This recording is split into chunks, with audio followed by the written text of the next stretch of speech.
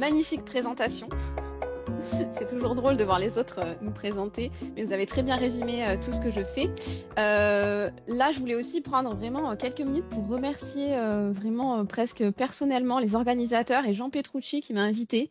Bien sûr, je suis très honorée de faire une petite présentation qui va être courte, hein, c'est toujours trop court, 1h30 pour présenter un programme. Mais forcément, les GHU Hôpitaux de Paris, c'est toujours une belle audience. Et c'est aussi un vrai plaisir, parce que comme vous l'avez dit, je travaille à l'étranger. J'ai rarement l'occasion maintenant de présenter en français. Donc, ça va être, j'espère, un plaisir partagé que de pouvoir échanger avec vous à la fin aussi en français. Alors, j'ai normalement une présentation qu'on a testée tout à l'heure avec les gens qui étaient dans la salle. Voilà. Donc, aujourd'hui, je vais vous parler d'une des thérapies que je pratique le plus souvent. Entre ça et éclore, c'est vraiment les deux groupes de thérapies que je pratique le plus souvent. La thérapie comportementale et dialectique radicalement ouverte ou TCD-RO. Le nom est un peu long, donc on dit souvent TCD-RO pour aller plus vite. Alors, je ne suis pas l'auteur original de cette thérapie, que ce soit bien clair pour tout le monde et pour l'audience. C'est Thomas Lynch, dont je vais vous parler un petit peu dans les diapositives suivantes, qui a créé et manualisé ce programme, qui à l'origine est en langue anglaise. Et moi, j'en ai été la fière traductrice et l'adaptatrice, parce que vous savez toujours que quand on adapte un programme de thérapie à un nouveau contexte culturel et à une nouvelle langue, il y a quand même un petit peu plus que juste de la traduction à faire là-dessus. Ok, alors que je retrouve mon petit mode présentateur. Je vous vois plus très bien, donc si jamais il y a des manifestations d'intérêt, n'hésitez pas à prendre la parole pour me dire qu'il y a un commentaire dans le chat, etc. Je fais confiance aux organisateurs. Alors, vous avez déjà très bien résumé qui j'étais. Donc, ce parcours en fait clinique et de recherche, il a beaucoup été axé pour moi sur les troubles de personnalité, parce qu'en fait, depuis mon doctorat, je travaille avec les troubles de personnalité borderline et même avant, et sur les problématiques ou les dimensions, j'allais dire les dynamiques, bien au-delà de juste le trouble et le diagnostic, je travaille sur les dynamiques d'insight, donc de reconnaissance des troubles, sur l'impulsivité et sur l'agressivité. Donc ça fait un petit moment dans ma carrière et clinique et de recherche que je travaille sur des approches un petit peu plus transdiagnostiques et des approches dimensionnelles. Comme vous l'avez signalé, je travaille aujourd'hui à l'étranger, donc à l'université d'Uppsala en Suède. C'est pour ça que je vous ai mis un petit lampadaire à l'écran. En cours de présentation, le soleil va se coucher de mon côté. Donc, il risque d'y avoir des variations de lumière. Donc, je m'en excuse à l'avance. Si je deviens plus très visible ou que vous ne voyez pas bien mon visage, vous me le dites et je change de lampe, etc. Mais voilà, c'est un truc qu'on fait souvent, les Suédois, quand on fait des conférences. On prévient que les horaires de lever et de coucher du soleil ne sont pas tout à fait les mêmes que d'autres personnes dans le reste du monde. Donc, je dois aussi vous déclarer évidemment mes petits conflits d'intérêts. Humblement, comme du coup, j'ai déjà publié le manuel théorique de la TCD-RO. Celui-là, il est déjà sorti. J'ai des petits bénéfices là-dessus. Donc, c'est aussi un conflit d'intérêts. Et il va y avoir le manuel pratique dont je vais vous parler aussi aujourd'hui qui va sortir prochainement. Les deux chez les éditions de Buck. Alors voilà, la thérapie, moi j'ai pas inventé, hein. J'ai pas inventé l'eau chaude, j'ai pas inventé grand-chose. Je suis pas aussi brillante que le professeur Lynch. Donc Tom Lynch, c'est quelqu'un qui travaille quand même dans la recherche et dans les TCC depuis un petit moment. Il est aujourd'hui directeur de programme de recherche à Duke, ce qui n'est pas négligeable.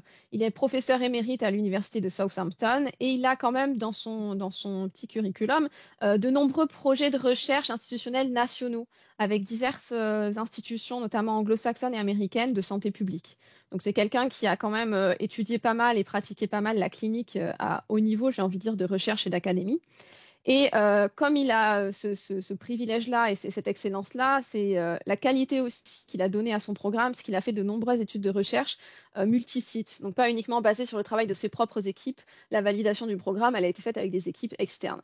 C'est aussi, si vous avez l'occasion de le voir, c'est pour ça que je voulais toujours mettre un petit mot, c'est un conférencier extraordinaire. Il fait pas mal de présentations à l'international, en anglais évidemment.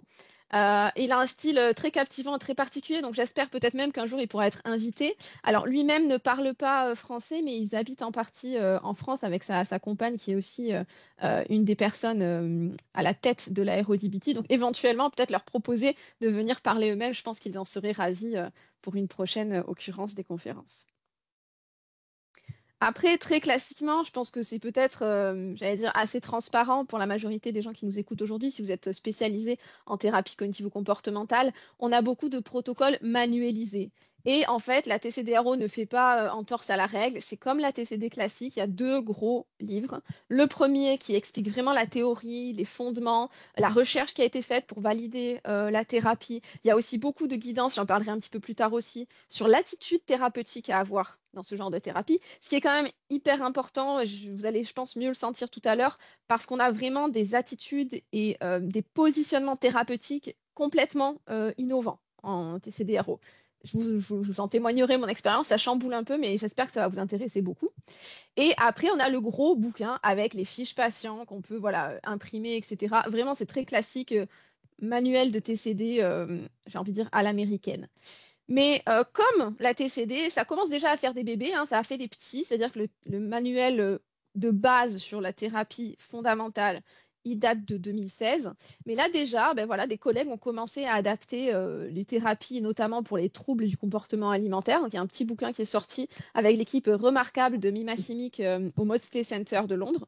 Donc voilà, ça commence quand même à fleurir. Donc vous risquez de le croiser de plus en plus, voilà, dans la littérature scientifique évidemment, mais aussi dans la littérature, j'allais dire, de thérapeutes avec des manuels, des guides, etc., qui vont se développer. La chance aussi qu'on a, c'est que ça commence à être quand même traduit dans pas mal de langues, ce qui nous permet aussi au niveau de la validation et des recherches d'aller plus loin parce qu'on peut comparer des choses à des échelles différentes. Les 2 manuels ont été traduits en espagnol, ils ont été traduits en italien, en suédois. Petit cocorico, parce que la Suède est un petit pays, c'est vraiment exceptionnel qu'on puisse avoir une version suédoise, en polonais. Et donc, du coup, moi, j'arrive avec la version francophone. Alors, cette version francophone, elle est de mon fait, bien sûr, et de mon initiative, mais elle a été aussi travaillée et testée sur le terrain avec des premiers groupes qu'on a mis en place avec des collègues pour voir comment ça se passait pour les patients francophones et essayer de trouver en fait les meilleurs compromis en termes de termes, de dénomination d'outils et même d'explication de concepts. C'est pour ça que la traduction est aussi une adaptation.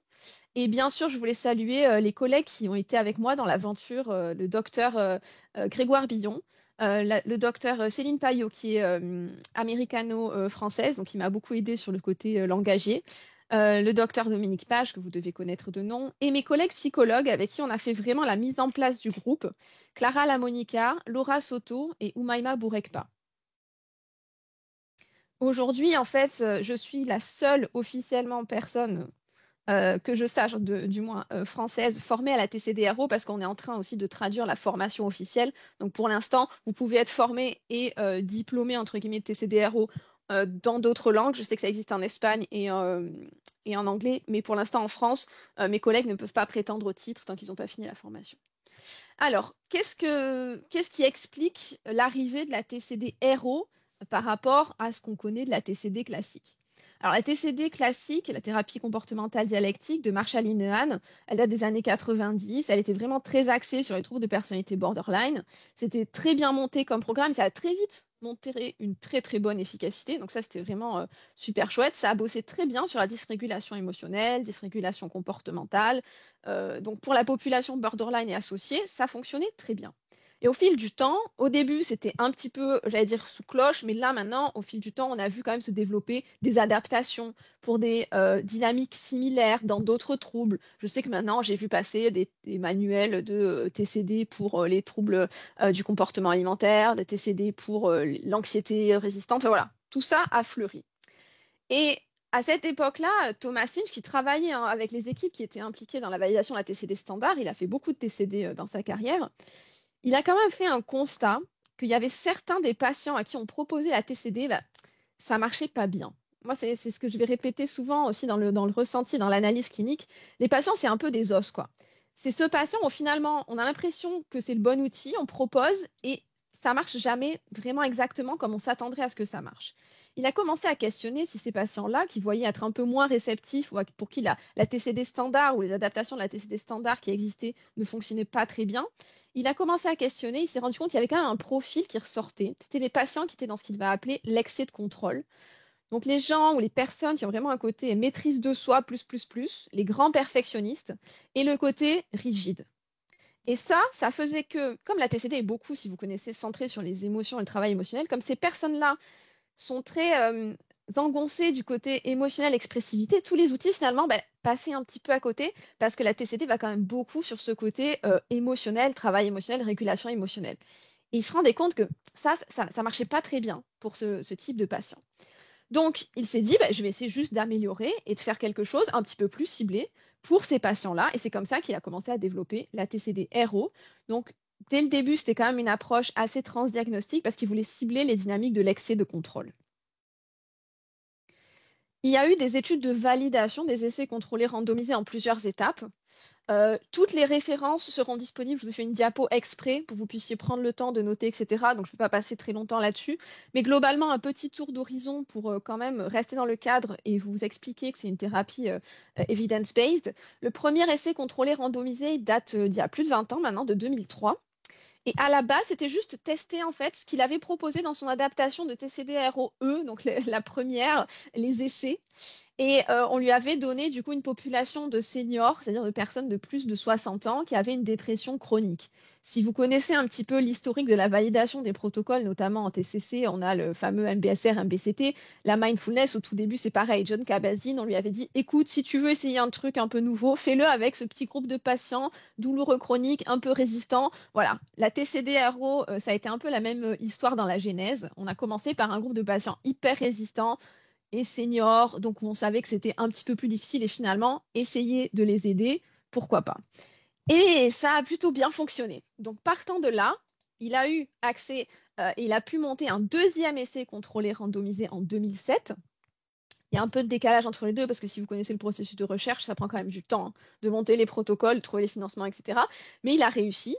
Et cette fois-ci, un petit peu plus d'ouverture sur la population et la cible, puisqu'on avait des adultes à partir de 55 ans, donc un petit peu plus jeunes, qui souffraient de dépression résistante. Mais là, on commençait à inclure les troubles de la personnalité comorbide. Donc il a pu commencer à tester vraiment son idée d'excès de contrôle dans la population qui avait à l'origine été celle qui lui avait déclenché l'idée de faire la TCD-RO. Là, c'est pareil, des bons résultats cliniques, donc Kasnal-Tien, troisième essai contrôlé randomisé en 2015, sachant que le manuel a été publié juste après. C'était aussi la volonté de Tom de, premièrement, valider scientifiquement correctement et ensuite de publier le manuel. Donc ça, c'est tout à fait louable. Et c'était sur un gros projet, un Reframed, c'était quand même une comparaison avec des personnes sur plusieurs mois, du coup, qui recevaient la TCD-RO ou le traitement habituel. Et là, il avait vraiment la population adulte générale, puisqu'il a commencé son recrutement à partir de 18 ans sur des dépressions réfractaires ou dites chroniques, avec là un sample size qui était, une population ou un nombre de participants qui était quand même conséquent, puisqu'on avait 250 participants en tout, et quand même 162 participants dans le groupe de TCD-RO. Donc ça a vraiment été là qu'il y a eu la belle grosse validation de la TCD-RO, et là, c'était lancé pour le manuel. Il y a eu aussi d'autres recherches. Alors, les études contrôlées randomisées, c'est une grosse machine. On n'a pas tous et toutes les équipes de recherche n'ont pas forcément les moyens de commencer par là. Donc, quand il s'est agi après d'aller valider la TCD-RO dans des sous-populations ou pour des troubles différents, il y a quand même eu des études, mais elles ne sont pas allées jusqu'au niveau de l'étude contrôlée randomisée. Alors, en 2013, il y a eu déjà les premières études sur l'efficacité de la TCD-RO sur l'anorexie mentale, avec des excellents résultats, mais on avait forcément des groupes un petit peu moins conséquents. On est sur 47 personnes, mais ça reste tout à fait honorable en termes de résultats, parce qu'il a eu des très bons résultats sur la qualité de vie et sur les conséquences du trouble alimentaire. Ensuite, il y a eu une étude pilote, toujours sur l'anorexie mentale, mais avec une équipe totalement indépendante, celle de Chen et associée en 2015. Et là aussi, il a pu essayer d'évaluer l'efficacité de la TCD-RO, mais cette fois-ci sur un tout petit pool quand même, il faut rester raisonnable, de 9 femmes adultes qui avaient l'anorexie mentale. Il y a aussi des bons résultats, donc ça c'est encourageant et je sais que les études continuent là-dessus. Et les études, notamment sur l'anorexie mentale, sont très internationalisées. On a une équipe ici à côté, à l'hôpital universitaire d'Uppsala, qui fait vraiment des recherches encore plus poussées sur les processus qui fonctionneraient dans la thérapie, notamment les dimensions de résilience et de flexibilité. On a une équipe anglaise, et là c'est toujours pareil, c'est le Maudsley Center, ils sont un des plus gros centres internationaux qui font la TCD-RO. Eux, ils sont plus sur l'anorexie mentale, mais la population adolescente. C'est hyper chouette le travail qu'ils font pour l'adaptation des termes, etc., à une population plus jeune. Donc ça aussi, il y a des petites recherches et c'est vraiment à suivre parce qu'ils ont des bons résultats. Et il y a en programme, si j'ai bien suivi les informations de mes collègues anglo-saxons, quand même des processus déjà de validation par la science de la TCD-RO pour l'anorexie mentale aux États-Unis, mais aussi peut-être bientôt, croisons les doigts, la publication d'un manuel encore plus dédié et réaffiné pour ces problématiques-là. D'autres études, je ne vais pas vraiment vous faire tout le détail, parce qu'il y en a un petit paquet quand même. Tout ça, c'est aussi présent dans le manuel théorique, donc vous pouvez le consulter et avoir tous les détails. Mais ça a été aussi testé par Keogh en 2016, à l'année de la sortie du manuel dans l'édition anglaise, sur tout ce qui est troubles résistants, ce qui permettait quand même aussi d'aller mieux évaluer toute l'idée de Thomas Lynch sur le côté on veut une approche transdiagnostique, on veut voir quels sont les mécanismes qui bougent au-delà de juste voir si les seuils pathologiques varient. Il y a aussi des études, et ça c'est très intéressant, sur des populations auxquelles on ne s'attendrait pas forcément, avec, j'allais dire, la cible de l'excès de contrôle, puisqu'on s'attend à des populations plutôt inhibées, plutôt surrégulées. En fait, il y a pas mal d'études qui ont été faites sur l'efficacité de la TCD-RO en population médico-légale, donc dans les populations de personnes incarcérées ou d'agresseurs et de perpétreurs de crimes. C'est contre-intuitif au début, mais je vous expliquerai un petit peu tout à l'heure. Si vous avez des questions, on pourra en parler. Mais l'idée, c'est quand même que l'explosivité qui peut être apparente et qui peut mener à des actes regrettables de violence envers les autres, cette explosivité, on a, j'allais dire, historiquement ou culturellement plutôt l'habitude et plutôt le préjugé de le mettre sur les gens qui sont dans la dysrégulation émotionnelle, c'est-à-dire les gens qui manquent de contrôle, les borderline, les antisociaux, etc. Mais en fait, quand ça explose de l'autre côté du spectre du contrôle, du côté excès de contrôle, ça peut faire des choses tout aussi violentes et tout aussi agressives envers les autres. C'est-à-dire que, pour caricaturer un petit peu, il va y avoir le borderline qui tue sa belle-mère parce qu'elle lui a dit un mot de travers sur le fait qu'il abandonnait sa fille et que c'était affreux, et il lui saute à la gorge et il se passe quelque chose d'affreux au dîner de Noël. Et il va y avoir, de l'autre côté, la personne dans l'excès de contrôle qui ne va rien dire, supporter la belle-mère pendant 15 ans, mais soigneusement et très précisément préparer quelque chose et qui va peut-être gentiment l'empoisonner, pardon. Ce sera peut-être pas aussi spectaculaire, peut-être pas aussi explosif, mais en fait la violence finale peut être tout à fait comparable et malheureusement les résultats être les mêmes. De plus, je vous en reparlerai un petit peu, dans les populations carcérales, il y a aussi ce côté, et ça je pense ça peut aussi être quelque chose qu'on confond un peu avec la psychopathie, mais c'est le côté mauvais signal social. Je ne suis pas très bien ajustée de mes expressions faciales, de mon expression émotionnelle. Et en fait, on peut confondre quelqu'un qui a des problématiques d'excès de contrôle avec, par exemple, quelqu'un qui a des problèmes d'expression émotionnelle de l'ordre de la psychopathie. Ça me fait une transition sur les difficultés qu'on va aussi explorer dans la présentation des personnes qui souffrent d'excès de contrôle dans le signal social, dans la relation à l'autre, dans la création de liens intimes et dans la fluidité, la flexibilité des échanges. Donc la TCD-RO a quand même aussi très vite été utilisée pour cibler les problématiques de l'ordre du trouble du spectre autistique, avec des équipes quand même qui font des recherches là-dessus aux États-Unis et qui commencent à avoir des résultats très très intéressants. C'est pas la population cible qui est le plus étudiée pour le moment, mais ça commence vraiment parce qu'il y a de plus en plus d'intérêt. Et je vous en parlerai moi dans les études de cas que je vais vous présenter. Vraiment, c'est quelque chose qui ressort énormément quand on va vraiment affiner le diagnostic dans nos patientèles. Vous allez voir, je pense que ça va vous parler. Alors, la fameuse diapo. Là, c'est cette diapositive, je vais un petit peu broder, mais comme ça, vous pourrez faire dans l'enregistrement qui viendra une petite pause, saisie d'écran, ce que vous voudrez. Mais en fait, c'est un petit résumé des études clés les plus récentes que j'ai trouvées dans la littérature pour un peu vous faire un topo sur le fait que, bah oui, la TCD-RO, ça marche pour tout type d'âge, pour les jeunes, les moins jeunes, les adultes et les seniors.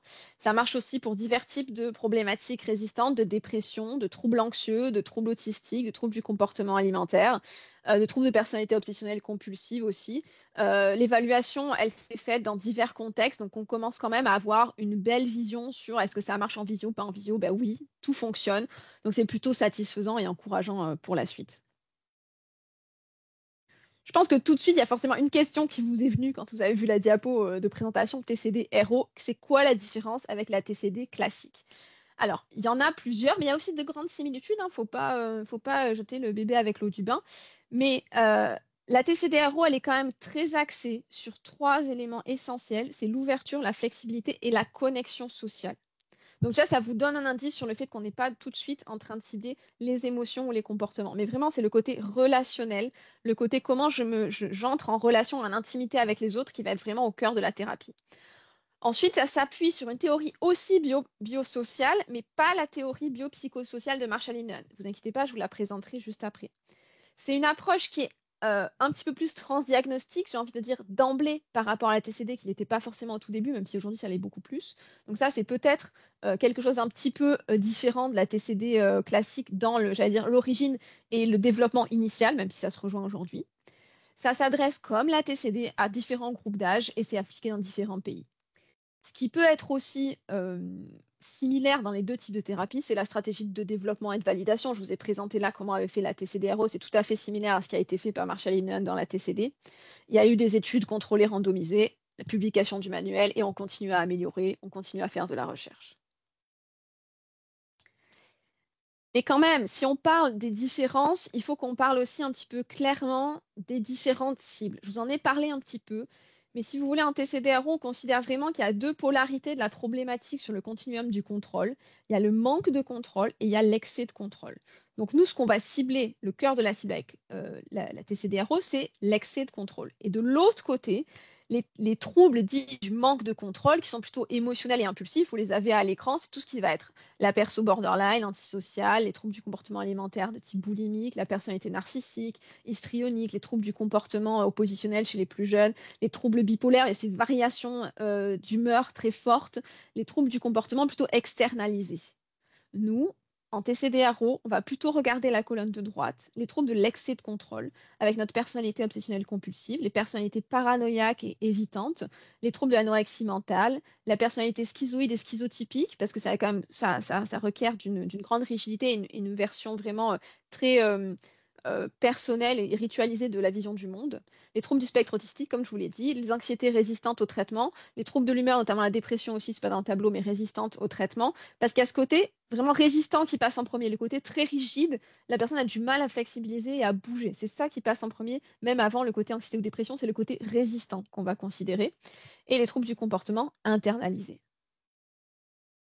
Je pense que déjà, en vous expliquant un petit peu, ça a dû commencer à vous mettre la puce à l'oreille sur les différences qu'on peut avoir entre excès de contrôle et manque de contrôle. Et je prends le temps de vous en parler aujourd'hui parce que bien sûr, je ne peux pas vous présenter toute la thérapie. Mais si, en fait, il y a un des éléments que j'aimerais que vous reteniez aujourd'hui, c'est cela, en fait. Ces différences qu'on fait en TCD-RO entre manque de contrôle et excès de contrôle. Parce que ça, moi, je trouve, et j'espère que vous en garderez un petit peu de ça, c'est ça qui m'a beaucoup aidé à être meilleure dans mes approches diagnostiques en général.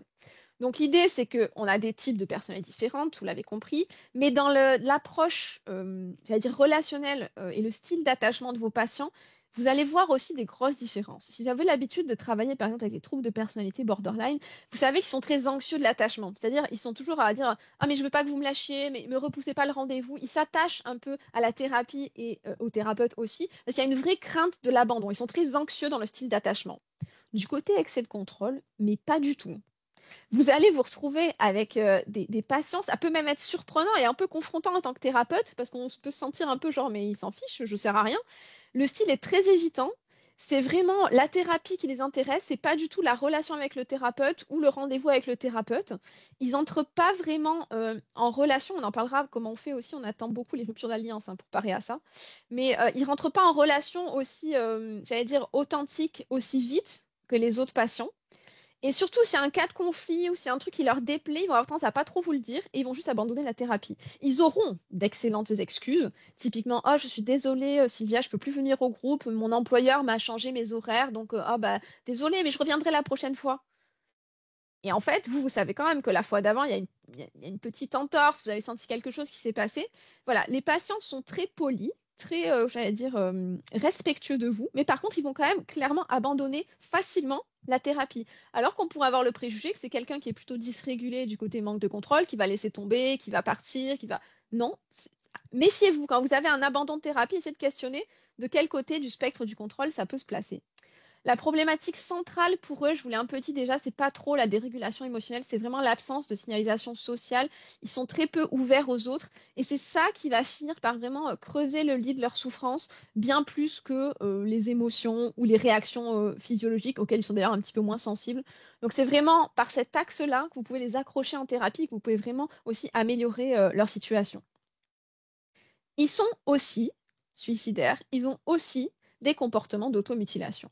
Et ça, c'est hyper intéressant quand on a ces problématiques-là qui se présentent face à nous en tant que cliniciens. C'est vrai qu'on a quand même tout de suite tendance à parer à l'urgence, tout de suite tendance à se dire crise, ça veut dire dysrégulation, il y a quelque chose qui est monté trop haut ou quelque chose qui est monté trop bas.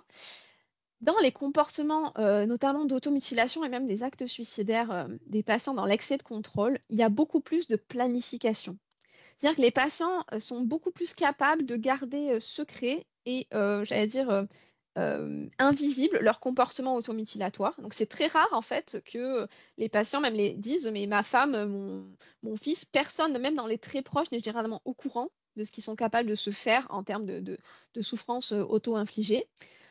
C'est des comportements qui sont régis par les règles et pas du tout par l'humeur ou par la régulation émotionnelle comme du côté des borderline.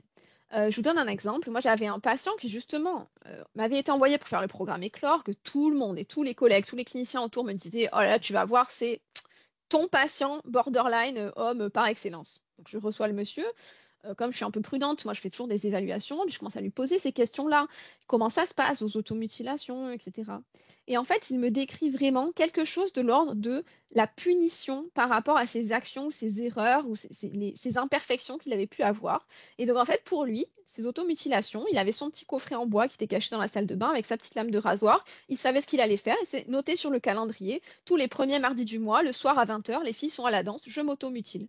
Je vais payer de ma souffrance le fait que je n'ai pas été un bon papa, j'ai un peu trop haussé la voix envers ma cadette l'autre jour, j'ai pas aimé ça, ma femme m'a fait une réflexion qui ne m'a pas plu, donc il gardait tout ça, et le mardi soir, soigneusement, il s'automutilait, comment dire, pas recousait, mais il recollait ses plaies, soit avec de la colle, soit avec les petites strips là. Il y avait tout était propre, fait, jamais d'infection, il n'y avait pas de souci, et effectivement, ça passait complètement inaperçu.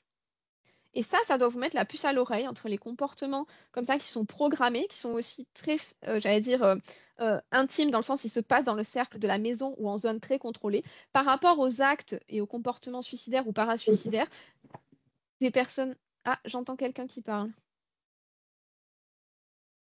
Non, ça doit être un micro qui a bougé.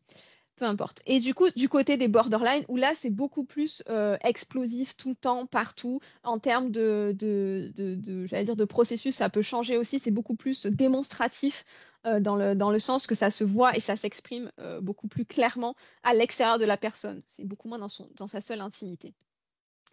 Ce que nous, on doit changer en face, les thérapeutes et les psychothérapeutes, c'est qu'avec un patient dans l'excès de contrôle, ça va servir à rien ou presque rien de lui donner des outils de TCC classiques de contrôle et de gestion. Il sait bien faire et clairement, il est possible qu'il sache mieux faire que vous. Donc, ce que vous allez devoir adopter comme attitude, c'est de l'aider à lâcher prise, à s'abandonner, à être plus spontané, un peu plus dans le jeu, dans le côté taquin, apprendre à faire un peu l'idiot, à se détendre, à être plus souple comportementalement et aussi, j'allais dire, dans ses interprétations. Et surtout à tout faire pour lui apprendre qu'il n'a pas besoin d'être parfait. Et ça veut dire que vous aussi, en tant que thérapeute, vous devez apprendre à ne pas chercher à être parfait face à lui. Pour lui montrer le bon exemple, vous pouvez être un référent respecté, un adulte sain qui, lui aussi, peut se détendre sur sa chaise, peut faire des blagues, peut rigoler un petit peu.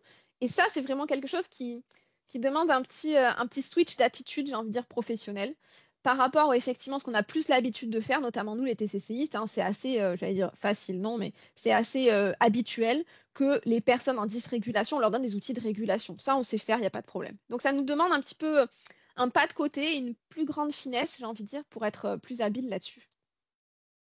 Je vous ai déjà donné des petites astuces comme ça pour essayer de faire le différentiel entre l'excès de contrôle et manque de contrôle.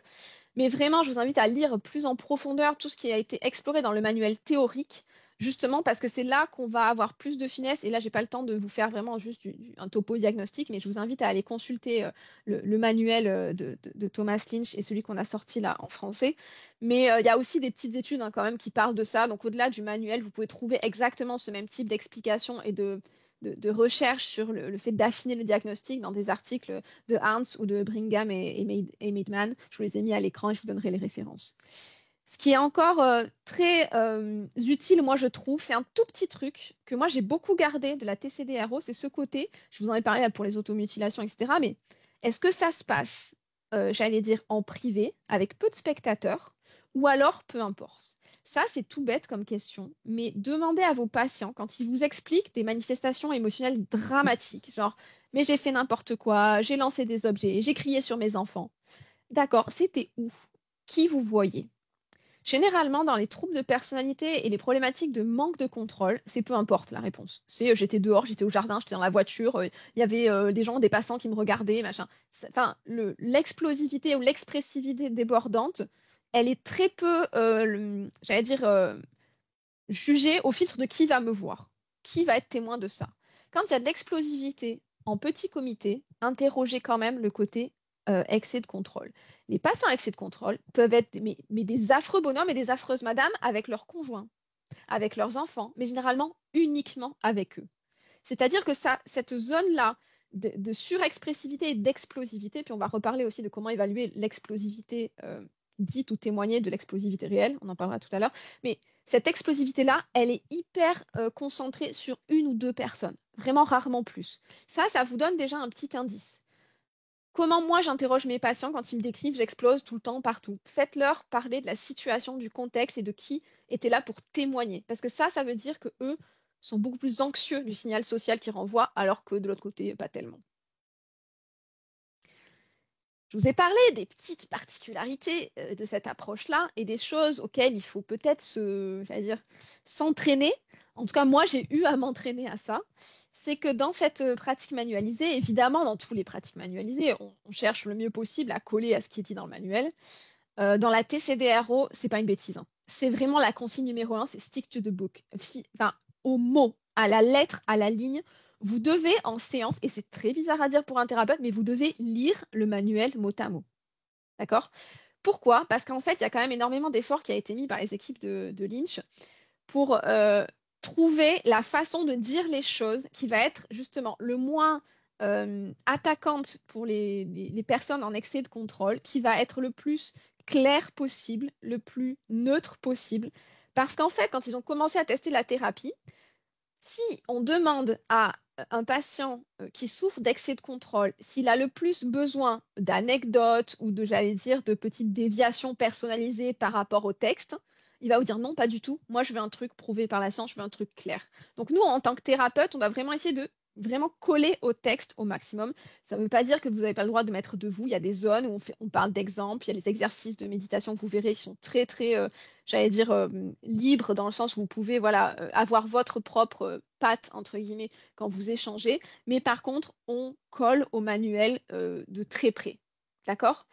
Les objectifs cliniques, j'en parle ici, je les reparle plus tard. On est vraiment sur la gestion de l'expression émotionnelle inhibée ou peu sincère, ce côté un peu flat face et le signal social qui passe pas bien dans les expressions émotionnelles, notamment du visage, mais aussi de tout le corps.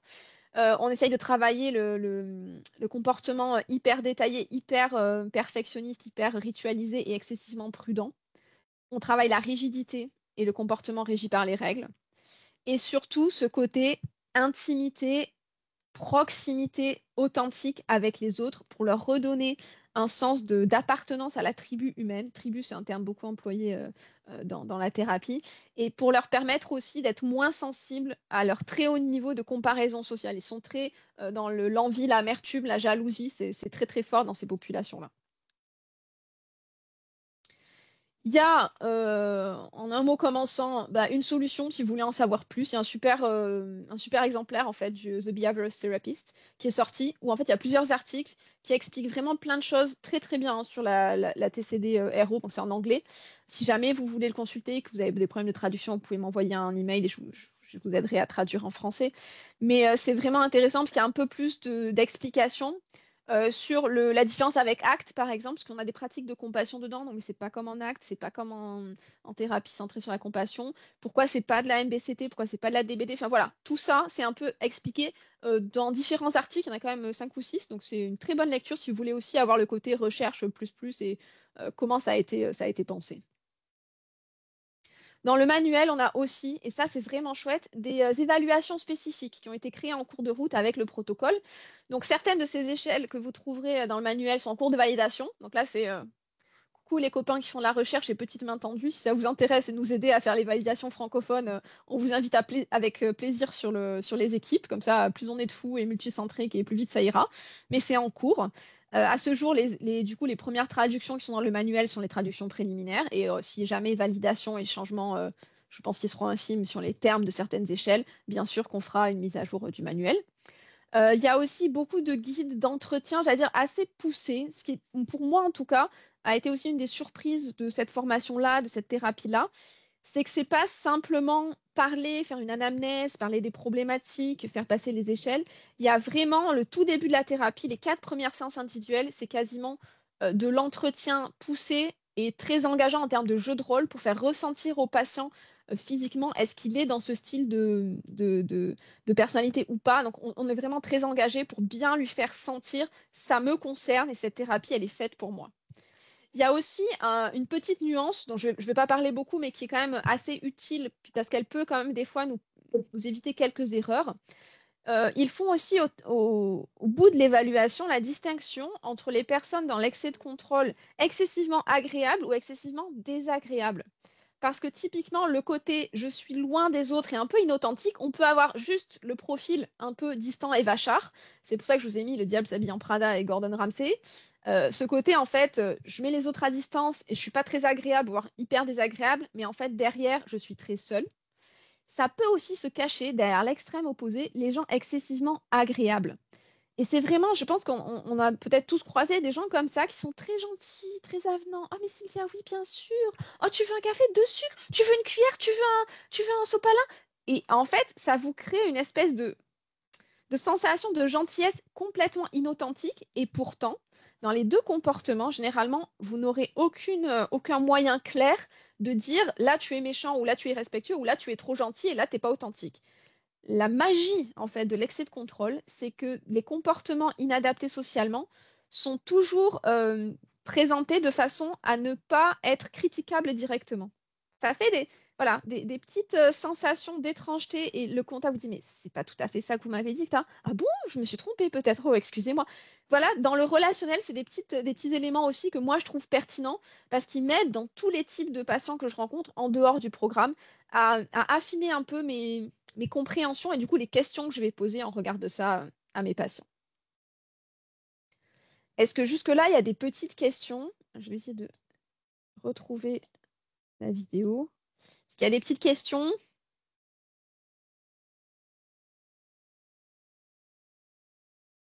Ça, c'était non ou c'était coucou? Ok.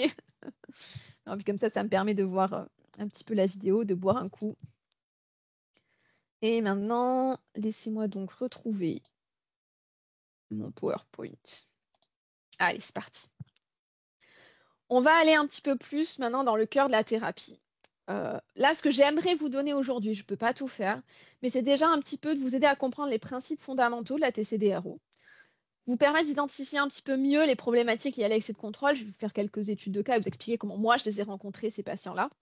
Et on va essayer aussi d'explorer les principales composantes et des petits exercices, parce que je ne vais pas vous laisser sur votre faim. Je vais vous donner quelques exemples d'exercices un petit peu clés en main et vous montrer à quoi ça ressemble dans la pratique de faire la TCD-RO. Pourquoi moi je me suis retrouvée à faire de la TCD-RO? J'en ai parlé un petit peu, mais finalement, à force de faire Éclore, donc Éclore qui était un groupe pour les personnes dysrégulées, impulsives, donc le côté manque de contrôle à fond, ben, je les avais ces patients que je vous ai appelés tout à l'heure, mais mes os, quoi, ça marchait déjà. Faire de la TCC avec les patients, ça a fonctionné dans une certaine mesure. Donc éthiquement parlant, j'ai jamais été en difficulté ou en questionnement. Oh mon Dieu, est-ce que tu leur as fait du mal? Non. Là, ça leur aidait toujours d'avoir des outils de compréhension de leurs émotions, de psycho, enfin rien de mal. Mais par contre, ça progressait pas aussi bien que ce qu'on aurait pu s'attendre à voir. Et là, de suite, ça questionnait aussi, je me suis rendu compte qu'il y avait ce profil de flou diagnostic. En fait, c'était souvent les anciens patients, les patients résistants, les patients qui avaient vraiment eu, alors c'est pour les plus anciens, mais des diagnostics de maniaco-dépressif, puis après bipolaire, puis après anxieux résistant, puis après borderline. Ces espèces de profils trop flous. Et ça, c'est un truc qu'on va retrouver dans les patients excès de contrôle. Ils vont souvent vous dire, je suis un cas pour la science. Parce qu'effectivement, on n'avait pas les bons outils et je pense que plein de types de thérapies ont essayé d'approcher ces profils-là, voilà, selon différentes perspectives sans jamais vraiment cibler la problématique. Et du coup, bah ouais, même nous, en tant que praticiens, on n'arrivait pas trop à les cibler correctement, à les identifier et du coup à leur donner les bons outils. Et techniquement, moi, c'est vraiment un truc, mais quand j'ai découvert la TCDRO, j'étais ah mais oui, je suis pas la seule, où j'avais cette fameuse phrase du patient ou de la patiente qui vient là en suivi après avoir fait un groupe de méditation ou de TCC classique, dit mais attendez, mais Sylvia, pourtant, mais j'ai bien fait mes exercices, hein, je vous assure, hein, tous les jours, j'ai fait ma méditation. Et puis des fois, j'en ai même fait 2 fois, hein, mais vraiment, je comprends pas, ma dépression s'améliore pas, ça va pas du tout. Et c'est aussi des patients pour lesquels je n'arrivais pas à aller communiquer avec eux ou aller sortir, en fait, par exemple, sur les colonnes de Beck, un exercice de base, pensée, émotion, comportement, etc., les pensées automatiques étaient vraiment informulables. Un exemple que je donne souvent, moi, par exemple, aux patients qui, par politesse, par habitude aussi et respect envers les soignants, quand on fait les pensées irrationnelles, ils ont du mal à sortir la pensée brute. Ils nous disent je me suis dit que ce n'était peut-être pas une très bonne journée. Je dis, mais vous vous parlez vraiment comme ça dans votre tête? Quand le réveil il sonne, vous vous dites quoi? Et souvent, je leur donne l'exemple. Moi, la première pensée très automatique quand le réveil il sonne, c'est oh putain. Et là, du coup, ça fait un petit décalage, ça les fait rire un peu. Mais la majorité des patients, ça leur permet du coup de se détendre et d'aller avoir accès à leurs pensées brutes, leurs pensées automatiques pour que nous, derrière, on fasse notre TCC classique, etc. Mais il y a toujours eu une catégorie de patients qui ne lâchaient pas ça. Pour eux, c'était de toute façon pas possible en tant qu'adulte de révéler ses pensées automatiques, même en thérapie, même avec des amorçages, etc. Et ces patients-là, je sentais vraiment, c'était un os, quoi. Ils étaient hyper engagés, ils le sont toujours, hein, mais en même temps, il y avait ce côté rigide que je sentais bien, que je voyais bien. Et certains, je les ai appelés à la fin les dictateurs de l'acte, parce que notamment dans le groupe d'acceptation et d'engagement, vous savez, on travaille les valeurs. Les valeurs, c'était pour eux, mais j'allais dire la porte royale pour devenir des dictateurs de la matrice et vraiment de dire ah non, mais moi je fais rien qui ne soit pas à droite de ma matrice. Et finalement, c'était juste de l'évitement parce qu'on ne finissait par ne jamais aller examiner ce qui dysfonctionnait à gauche de leur matrice. Donc c'est des petits détails comme ça, mais la puce à l'oreille que j'avais, ça m'a fait du bien de la confirmer et de trouver surtout les solutions en faisant de la TCDRO. Donc si ce que je vous dis aujourd'hui vous parle, vraiment intéressez-vous à ces outils-là. Et puis, ben, ça a été, je vous l'ai dit, clairement des études de cas qui ont vraiment été rigolotes, pas dans le suivi, parce que c'est jamais très rigolo de faire des suivis sur des crises suicidaires, mais dans vraiment l'identification qu'en fait, on se plante, et même nous, et je continue certainement à me planter, mais moi et mes équipes, on était vraiment genre, mais en fait, on les voit pas de prime abord, quoi. Donc là, je vais vous présenter 2 études de cas très rapides sur 2 profils de jeunes femmes à peu près du même âge, les 2 m'ayant été envoyés et à moi et à mes équipes sur des problématiques suicidaires aiguës. Donc, c'est-à-dire que c'est 2 jeunes femmes qu'on m'envoie en disant c'est certainement du borderline, il faut que tu t'en occupes parce que c'est crise suicidaire à tous les étages, on s'en sort plus. La première, alors pour l'image, ce n'est pas la personne réelle, c'est des images faites par l'intelligence artificielle, mais qui étaient assez ressemblantes du profil de présentation de cette patiente et de la suivante. Donc, le cas d'Anaïs. Anaïs, c'est une jeune femme très engagée dans ses études. Elle vit seule, mais elle a un compagnon depuis plusieurs années. Elle a une famille avec qui elle est juste fâchée, je crois, c'est à l'époque, avec un de ses parents, mais c'était globalement assez harmonieux. Mais par contre, elle avait une anxiété tellement forte depuis plusieurs années qu'elle en était arrivée à une phase là un petit peu intense d'idées suicidaires. Ça n'allait pas beaucoup plus loin en termes de planification, mais quand même, les idées suicidaires étaient très, très perturbantes. Et souvent, ça tournait un peu aux thématiques de phobie d'impulsion, je vais tromper mon copain, etc. Parce qu'en fait, pour elle, il y avait cette règle en elle, ce côté moral. Si je suis engagée dans une relation amoureuse avec mon conjoint, je ne peux pas être attirée physiquement ou relationnellement avec d'autres personnes. Et malheureusement, elle était dans un groupe de jeux de rôle et il y avait un autre garçon voilà, qui faisait fleurir en elle des sensations, des idées qu'elle n'acceptait absolument pas et qui la mettait en grande, grande détresse, mais morale et identitaire sur le fait qu'elle se sentait vraiment être une mauvaise personne. Et c'est ça qui déclenchait derrière vraiment des vagues d'idées suicidaires très intenses. Et elle a été assez vite prise en charge. Nous, on fait le truc assez classique, hein, rune, plan de sécurité. Enfin, on s'est tout de suite occupé des idées suicidaires. Mais très vite, quand même, on a un peu essayé de dévier. Mais est-ce que c'est pas plutôt voilà, du côté du TOC, de la phobie d'impulsion? Est-ce que c'est pas de ça qu'on parle? Et elle était hyper gênée pour parler du sujet. On a essayé de faire des stratégies de régulation émotionnelle qui ont fonctionné. D'accord? Il ne faut pas dire que ça n'a pas marché. Elle a quand même réussi à défusionner un petit peu des pensées. C'était vraiment OK. Les idées suicidaires diminuaient aussi parce qu'il y avait une de mes collègues qui lui faisait quand même, Laura Soto, là je l'ai citée parce que c'est son étude de cas, qui faisait quand même des rendez-vous plus réguliers en phase de crise ou quand c'était trop. Donc on arrivait quand même à travailler des choses. Mais clairement, nous là tout de suite, on a commencé à se questionner et on s'est dit on va vous proposer de la TCDRO derrière, madame, parce que je pense que c'est ça qui va vous aider. Et effectivement, nous, comme ce n'était pas la demande primaire, on n'a pas orienté tout de suite sur la TCDRO, on a vraiment essayé de travailler les idées suicidaires d'abord, mais très vite, on a questionné, on a fait passer nos échelles de TCDRO, et très vite, on a questionné aussi le potentiel d'un trouble du spectre autistique. Et effectivement, 2 mois après qu'elle ait fait la TCDRO avec nous, elle a eu son rendez-vous diagnostic, et effectivement, c'était un trouble du spectre autistique, ça a été confirmé par un centre ressources autisme. Donc c'était vraiment ça la problématique de base. De l'autre côté, j'allais dire le prototype de la borderline. Je suis désolée, mais je ne peux pas faire plus cliché dans ce qu'on pourrait préjuger d'une personne présentant un trouble de personnalité borderline. Donc, vous voyez la photo. C'est une jeune femme de 22 ans qui vit avec sa compagne, qui est au chômage. Elle, on l'avait clairement envoyée pour éclore et je ne veux faire que du éclore. Bon, ok. C'est la maman qui nous a contactés pour sa fille parce qu'elle n'arrivait pas à faire les démarches, elle était très ralentie. Et là, c'était idée suicidaire, mais avec passage à l'acte qui avait été récurrent dans le passé et qui était encore hyper présent dans sa vie. Donc là, les difficultés relationnelles étaient là, peur de l'abandon, crise de colère. On avait un peu tout le tableau typique du borderline.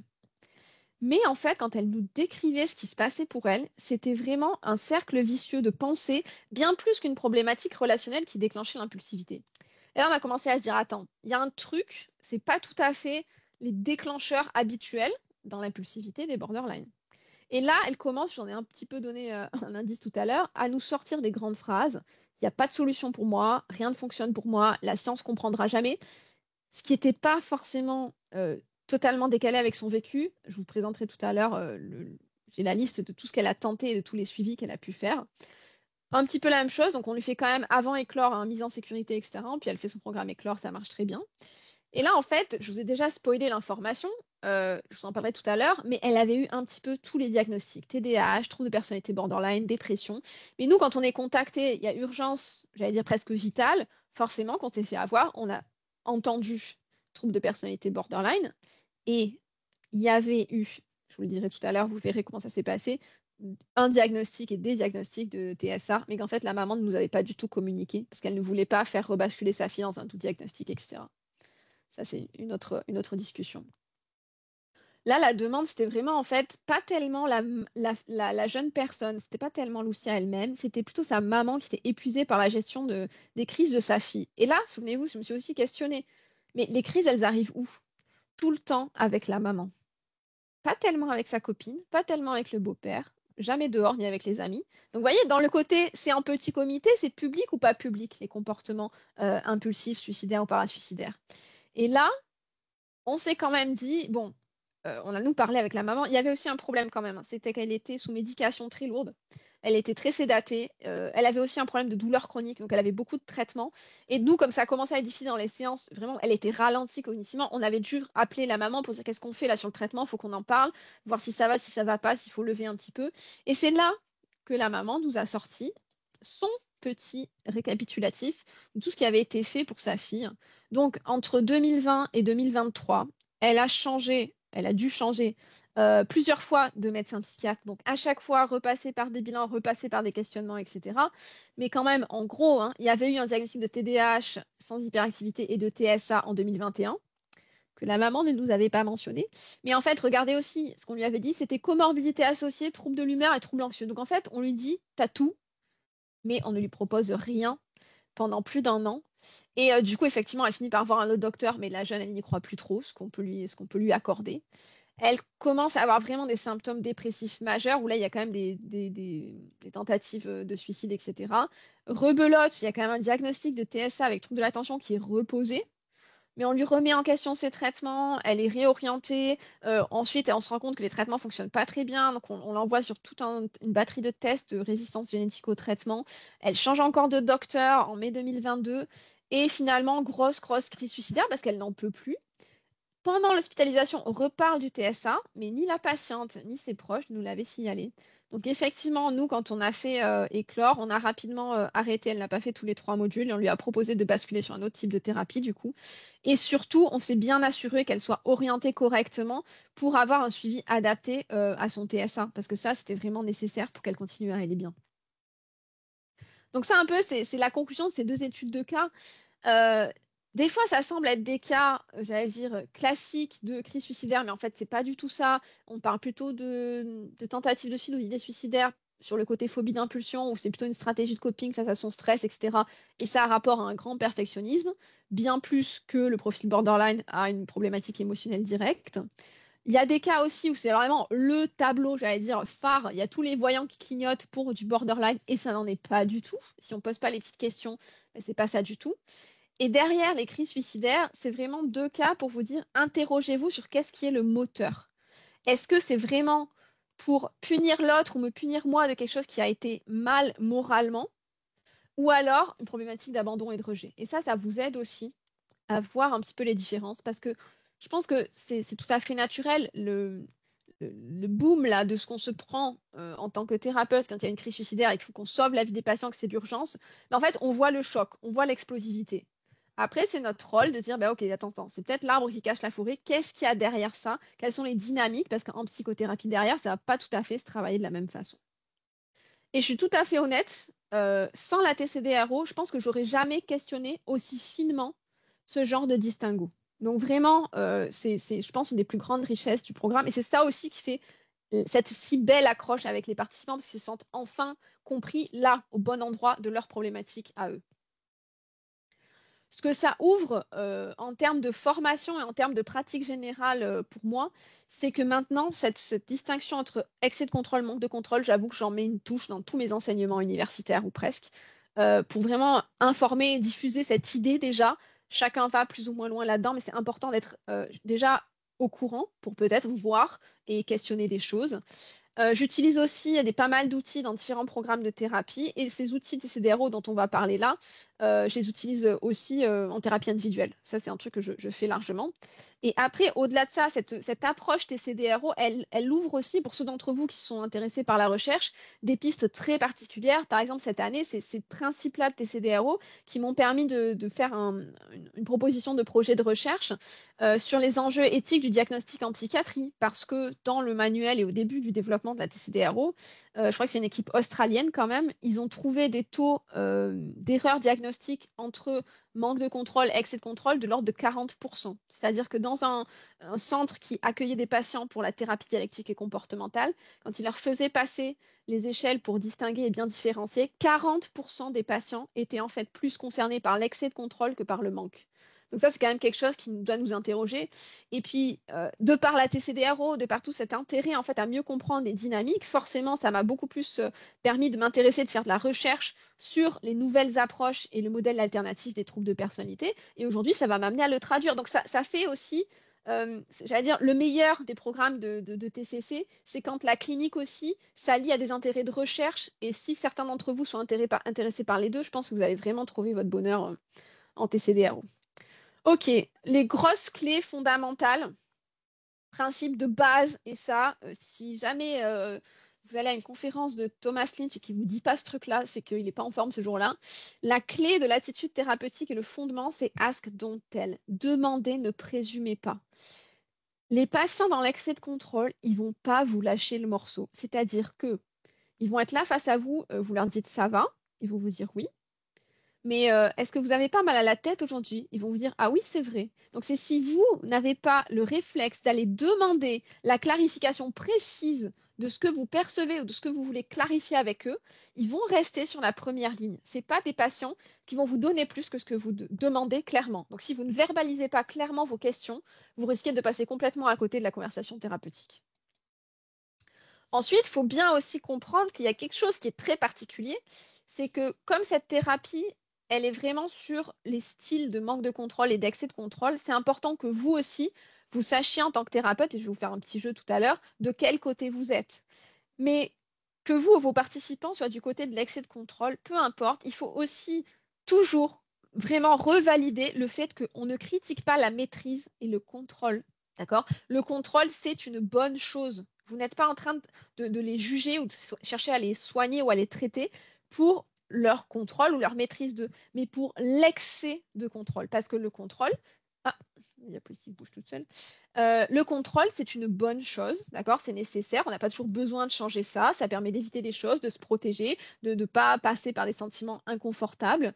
Ça permet parfois de gagner une bataille et d'atteindre des objectifs. Donc, il faut vraiment essayer, et le programme le fait, hein, donc vous n'êtes pas tout seul pour faire ça, mais de valider aussi que le contrôle, c'est fonctionnel. Mais attention, trop de cette bonne chose, ça peut devenir une mauvaise chose. Et effectivement, nous, les thérapeutes, là, on a intérêt quand même aussi à connaître notre style parce que si vous-même vous êtes dans l'excès de contrôle, vous risquez de ne pas tellement questionner certaines adaptations de vos patients. Si vous êtes plutôt dans le manque de contrôle, vous risquez aussi de ne pas du tout, j'allais dire, comprendre le type de fonctionnement et de rigidité du patient. Donc en fait, c'est pas grave. Vous pouvez être un très bon thérapeute en TCDRO des deux côtés du spectre, mais il faut juste le savoir et être au clair pour être dans la bonne attitude. Petite spoiler alerte, si vous êtes des soignants, vous avez fait un master, voire un doctorat, il y a quand même de fortes chances que même si vous étiez à l'origine du côté manque de contrôle, vous avez beaucoup régulé et que vous tendiez peut-être du côté de l'excès de contrôle. Donc, regardez bien les écrans et juste très vite, en fait, vous allez voir la réaction de votre système nerveux face à ce qui représente le manque de contrôle ou l'excès de contrôle.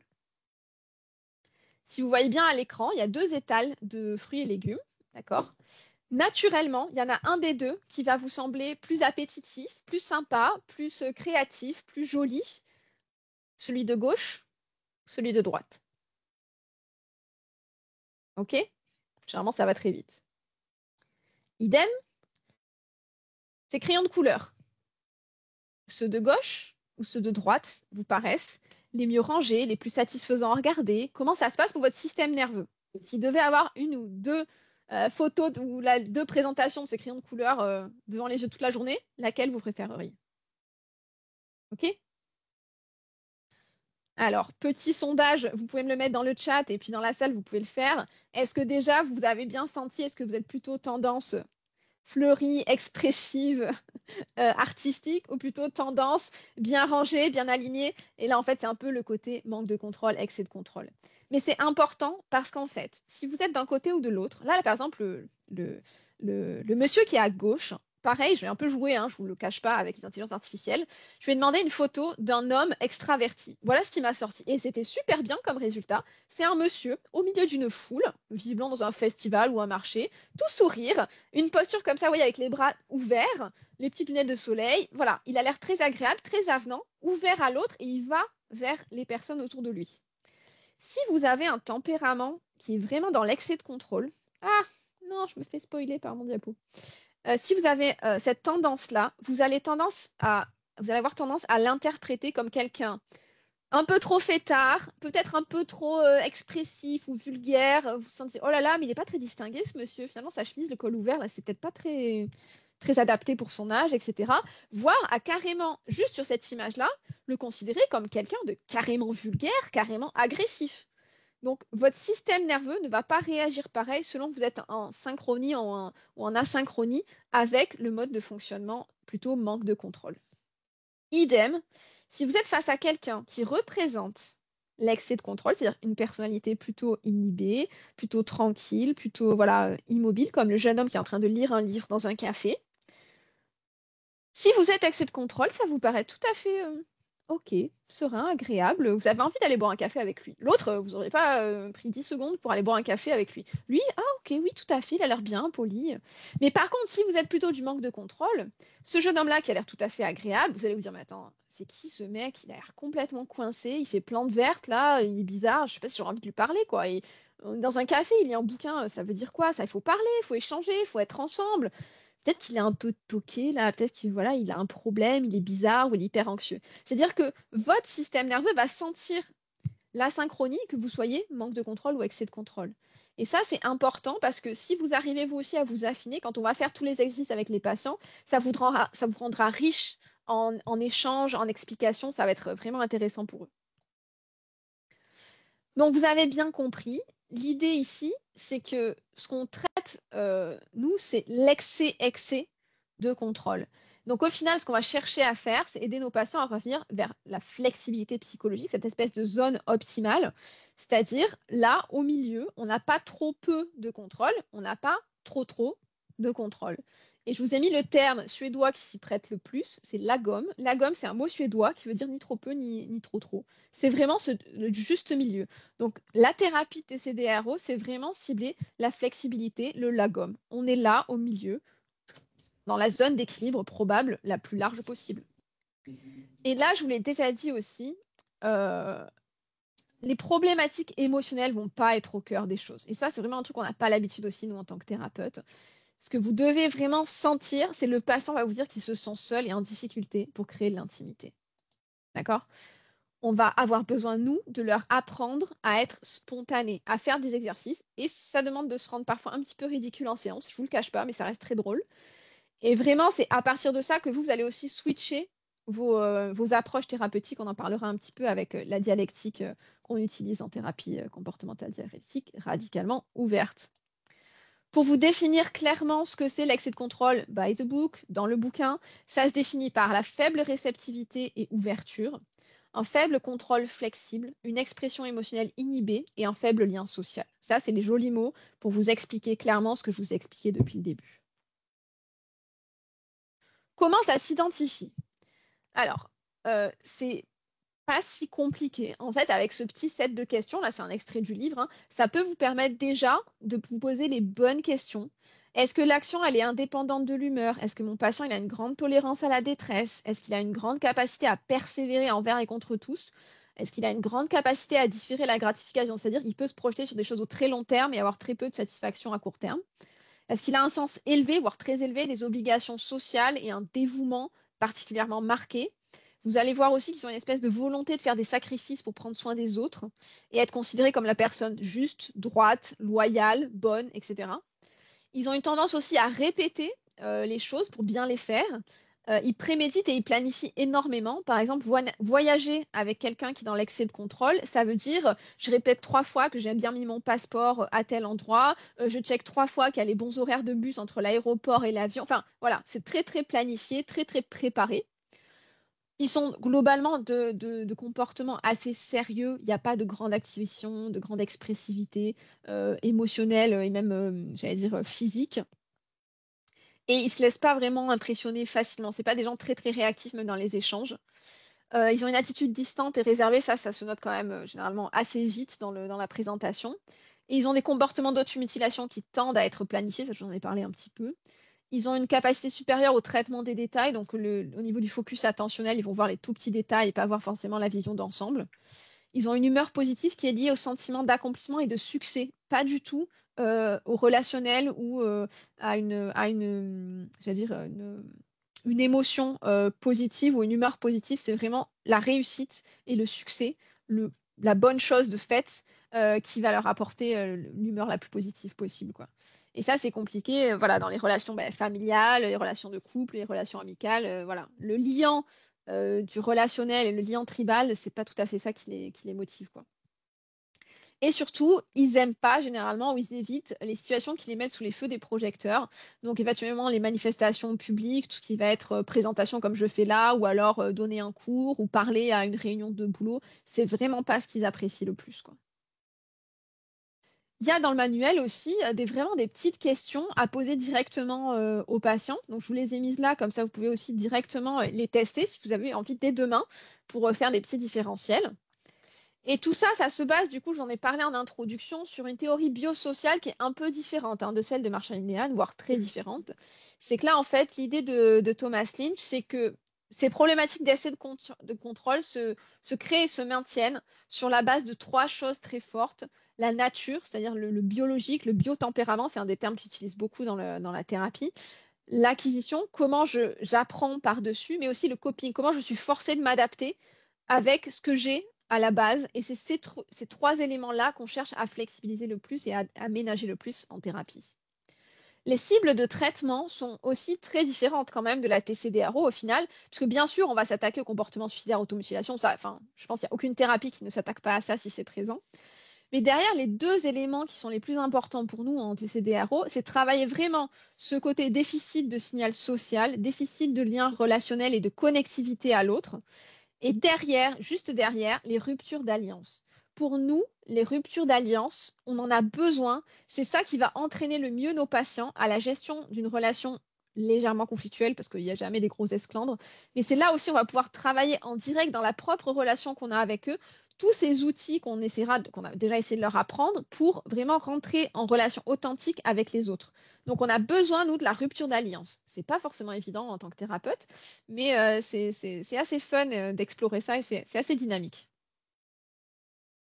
La base aussi, c'est un peu comme en TCD. Par contre, ça vous reconnaîtrez peut-être. En TCD, on a conscience éclairée, conscience rationnelle, conscience émotionnelle. En TCD-RO, on a l'esprit flexible qui va être ce qui va se développer, ce qui va ressortir quand on sort de 2 types de rigidité, en fait, la fixité et le fatalisme. Ça, c'est le petit exemple qu'on fait avec les patients, mais dans le manuel, c'est écrit un peu plus joliment avec un exemple qui peut-être parle un petit peu mieux. C'est comment réagit le capitaine du Titanic. Si on est dans l'esprit fixe, on se dit « Ah, mais c'est bon, le changement est inutile, je connais déjà la réponse. » Du coup, le capitaine du Titanic, il va dire « En avant toute façon, l'iceberg, je vais me le prendre. Je fonce dessus, j'y vais. » Rigide.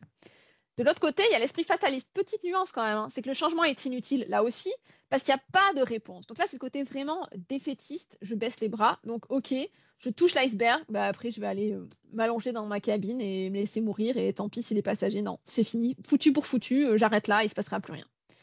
On essaye de sortir de ça pour devenir un capitaine de navire qui est ouvert aux changements, aux adaptations, même si on ne peut pas contrôler l'issue. Là, on ne peut pas empêcher. Mais par contre, le capitaine du Titanic, un peu plus flexible, déjà, il va aider un maximum de personnes à dégager les canaux de sauvetage. Il va faire de son mieux pour que ce soit le moins catastrophique possible. Donc, la TCD-RO, c'est pas mal de choses, mais c'est aussi pas mal de choses. C'est-à-dire que la TCD-RO, c'est être ouvert à la nouveauté, apprendre à se découvrir, s'adapter, améliorer beaucoup ses relations à soi et aux autres. C'est une thérapie vraiment expérientielle. Toi, je vais vous faire vivre des petits exercices. C'est vraiment un outil d'exploration des valeurs complètement différent de l'acte, par exemple. Ça demande pas mal de courage et de volonté et de responsabilité. Donc, c'est engageant autrement que plein d'autres thérapies TCC. Par contre, ce que ça n'est pas, c'est pas une pratique purement intellectuelle, une croyance un peu naïve et aveugle qu'il faut être ouvert et tout ira bien. C'est pas un rejet du passé ou des processus qu'on a eu avant où on était un peu trop rigide ou un peu trop dans l'excès de contrôle. Et c'est surtout pas une garantie de bonnes choses, c'est-à-dire que c'est pas une baguette magique. Et ça, il faut toujours qu'on le précise dans les thérapies nouvelles, innovantes, chouettes, ça va marcher pour moi. C'est un processus, c'est un travail. Et surtout, c'est pas une excuse. Et ça, je le dis pour vous et vos patients, pour être rigide sur le fait d'être ouvert. On peut toujours avoir ce petit twist que les patients se servent de la TCD-RO pour être encore plus rigide qu'avant. Donc, généralement, ça ne se passe pas parce que vous avez, dans l'approche, il y a toujours des petits trucs pour désamorcer par l'humour ou l'irrévérence. Mais voilà, il faut quand même rester clair dès le début. On dit ça, c'est une des diapositives qu'il y a dans les premières séances de groupe. On leur dit, on ne va pas être rigide sur le fait d'être ouvert. Dans l'approche, après, je pense que je vous ai mis juste un exemple parce que ça peut parler très rapidement sur le... Oh, mes diapos bougent toutes seules. Sur la façon dont on bosse les outils, c'est un peu des acronymes comme en TCD classique. Donc là, il y a un des outils, c'est l'esprit définitivement flexible. On met les acronymes au tableau, on explore ce que ça veut dire, etc. On fait la séance. Et après, les patients, ils ont des fiches qui correspondent à ça, où ils complètent un peu plus. Voilà. Sur la présentation C'est assez classique, donc je ne vais pas en parler beaucoup plus. Ce qui est intéressant toutefois, je vous en ai dit un petit peu, biotempérament, la composante nature, il y a un système d'explication des problématiques qui est très centré sur ce qu'ils appellent le biotempérament et sur le fait que, en fait, pour la théorisation de Thomas Lynch, on est tout le temps dans un mode de fonctionnement qui correspond aux réactions à certains signaux de notre système neurologique général, de notre système nerveux. Et en fait, le seul système qui nous permet de nous sentir bien et équilibrés et psychologiquement heureux, c'est quand on est dans la première colonne, là, le système de sécurité relationnelle. Ça, c'est une ancienne version, mais c'est mieux traduit aujourd'hui. Mais quand on est dans cette zone-là où en fait on se sent calme, détendu, chaleureux et ouvert. Et là, quand on socialise, on est bien en tant qu'être humain. Quand on est dans les autres systèmes, c'est pas que c'est toujours désagréable, mais il y a quand même des cues, des indices pour se comporter qui sont différents. Signal de nouveauté, généralement, on est le lapin dans les phares, on ne bouge pas. Signal de récompense, on va peut-être s'approcher, mais peut-être un peu trop vite, un petit peu sans trop de considération du signal appétant. Quand il y a un signal de menace, c'est toujours fuir ou lutter. Quand il y a un signal accablant, quand vraiment le signal extérieur est trop puissant, on va complètement shut down, on va abandonner, c'est un retrait presque neurologique, on ne fonctionne plus, quoi. Donc en fait, finalement, le seul qui est le plus adapté, le plus ouvert, c'est le premier. Et tous les outils qu'on a en DCDRO sont là pour aider nos patients à revenir plus volontairement dans ce système-là de sécurité relationnelle, se sentir bien, neurologiquement presque à ce niveau-là. Alors, je voulais vous parler en fait aussi j'en ai dit quelques mots tout à l'heure, vraiment le côté neurologique, c'est des patients qui ne perçoivent pas l'intensité émotionnelle biologiquement comme la majorité des personnes que vous allez croiser. Et j'ai un bel exemple, je l'aime beaucoup cet exemple-là. Madame, j'ai lu toutes vos publications. Alors, c'est un cas très particulier, mais qui va bien vous montrer comment même les patients se sentent dans des débordements émotionnels. Leur corps leur dit débordement émotionnel, mais en fait, c'est une expressivité très, très modérée. Alors, cette patiente, je pense, d'une soixantaine d'années à l'époque, vient me consulter pour des problématiques, elle m'annonce. Je suis impulsive, j'ai des gros problèmes à me réguler. Elle avait lu toutes mes recherches sur les borderline, tous mes papiers, même en anglais. Enfin, vraiment, je pense que même mes directeurs de thèse, même mes collègues, enfin, je ne sais pas qui a lu autant tous mes papiers. Même moi, je pense que je ne les ai pas relus autant de fois qu'elle les avait lus. Elle savait tout de moi. Elle savait où j'avais fait tous mes stages. Enfin, je veux dire, c'était à la limite, elle ne m'avait pas stalké, mais c'était vraiment très scientifique. Elle voulait absolument tout comprendre de mon travail scientifique. Elle avait lu les ouvrages que j'avais pu citer dans mes différents bouquins, notamment dans Éclore. Elle avait tout lu. C'était vraiment, je pense qu'elle aurait été meilleure que, désolée, votre collègue aujourd'hui, pour présenter mon CV, parce qu'elle savait tout de moi. Et c'est pour cette raison, parce que j'étais suffisamment experte, qu'elle avait accepté que sa psychiatre m'oriente voilà, pour le suivi.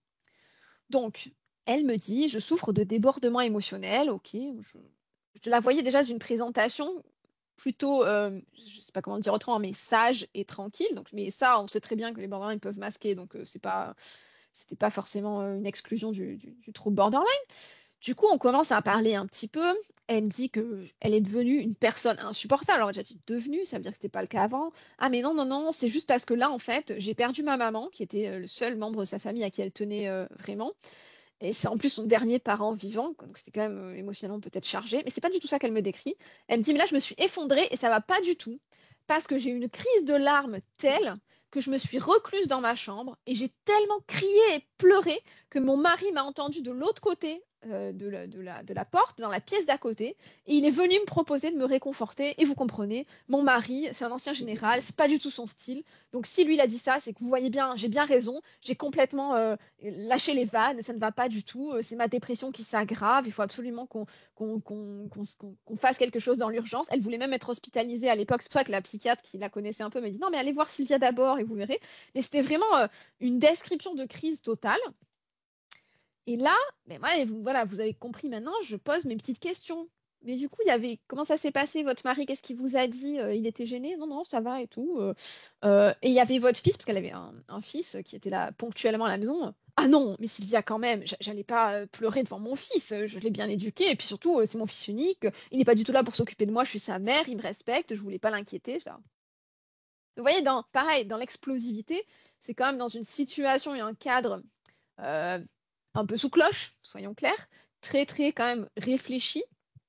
Et du coup, moi, je lui demande, mais c'était un débordement émotionnel. Et là, elle me dit, c'est pas arrivé en 40 ans de mariage avec mon mari, pas une seule fois j'ai pleuré, même quand il est parti en mission. Enfin, elle me raconte des choses assez terribles, mais toujours avec ce truc très plat qui finalement n'engageait pas tellement de détresse ou d'expressivité émotionnelle.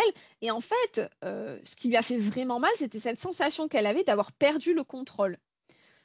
Bon, alors moi, je commence un peu à lever le lièvre et je me dis, bon, mais madame, on va un peu discuter de qu'est-ce que ça a été vraiment, parce que je crois que je ne comprends pas très bien.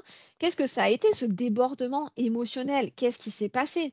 Et ça, c'est une technique qu'on fait en TCDRO, surtout dans les premiers entretiens pour évaluer. On va activer en nous-mêmes, en fait, les comportements ou l'expressivité pour voir tout de suite comment le système nerveux du patient va réagir. Donc là, je lui fais, écoutez, si vous voulez, si vous êtes d'accord, moi, je vous montre ce que je comprends que ce que c'est, en fait, je m'effondre et je pleure parce que j'ai perdu un être cher. Et là, je lui fais, mais non, maman, maman, je t'ai perdu, c'est affreux. Et là, ça a été instantané.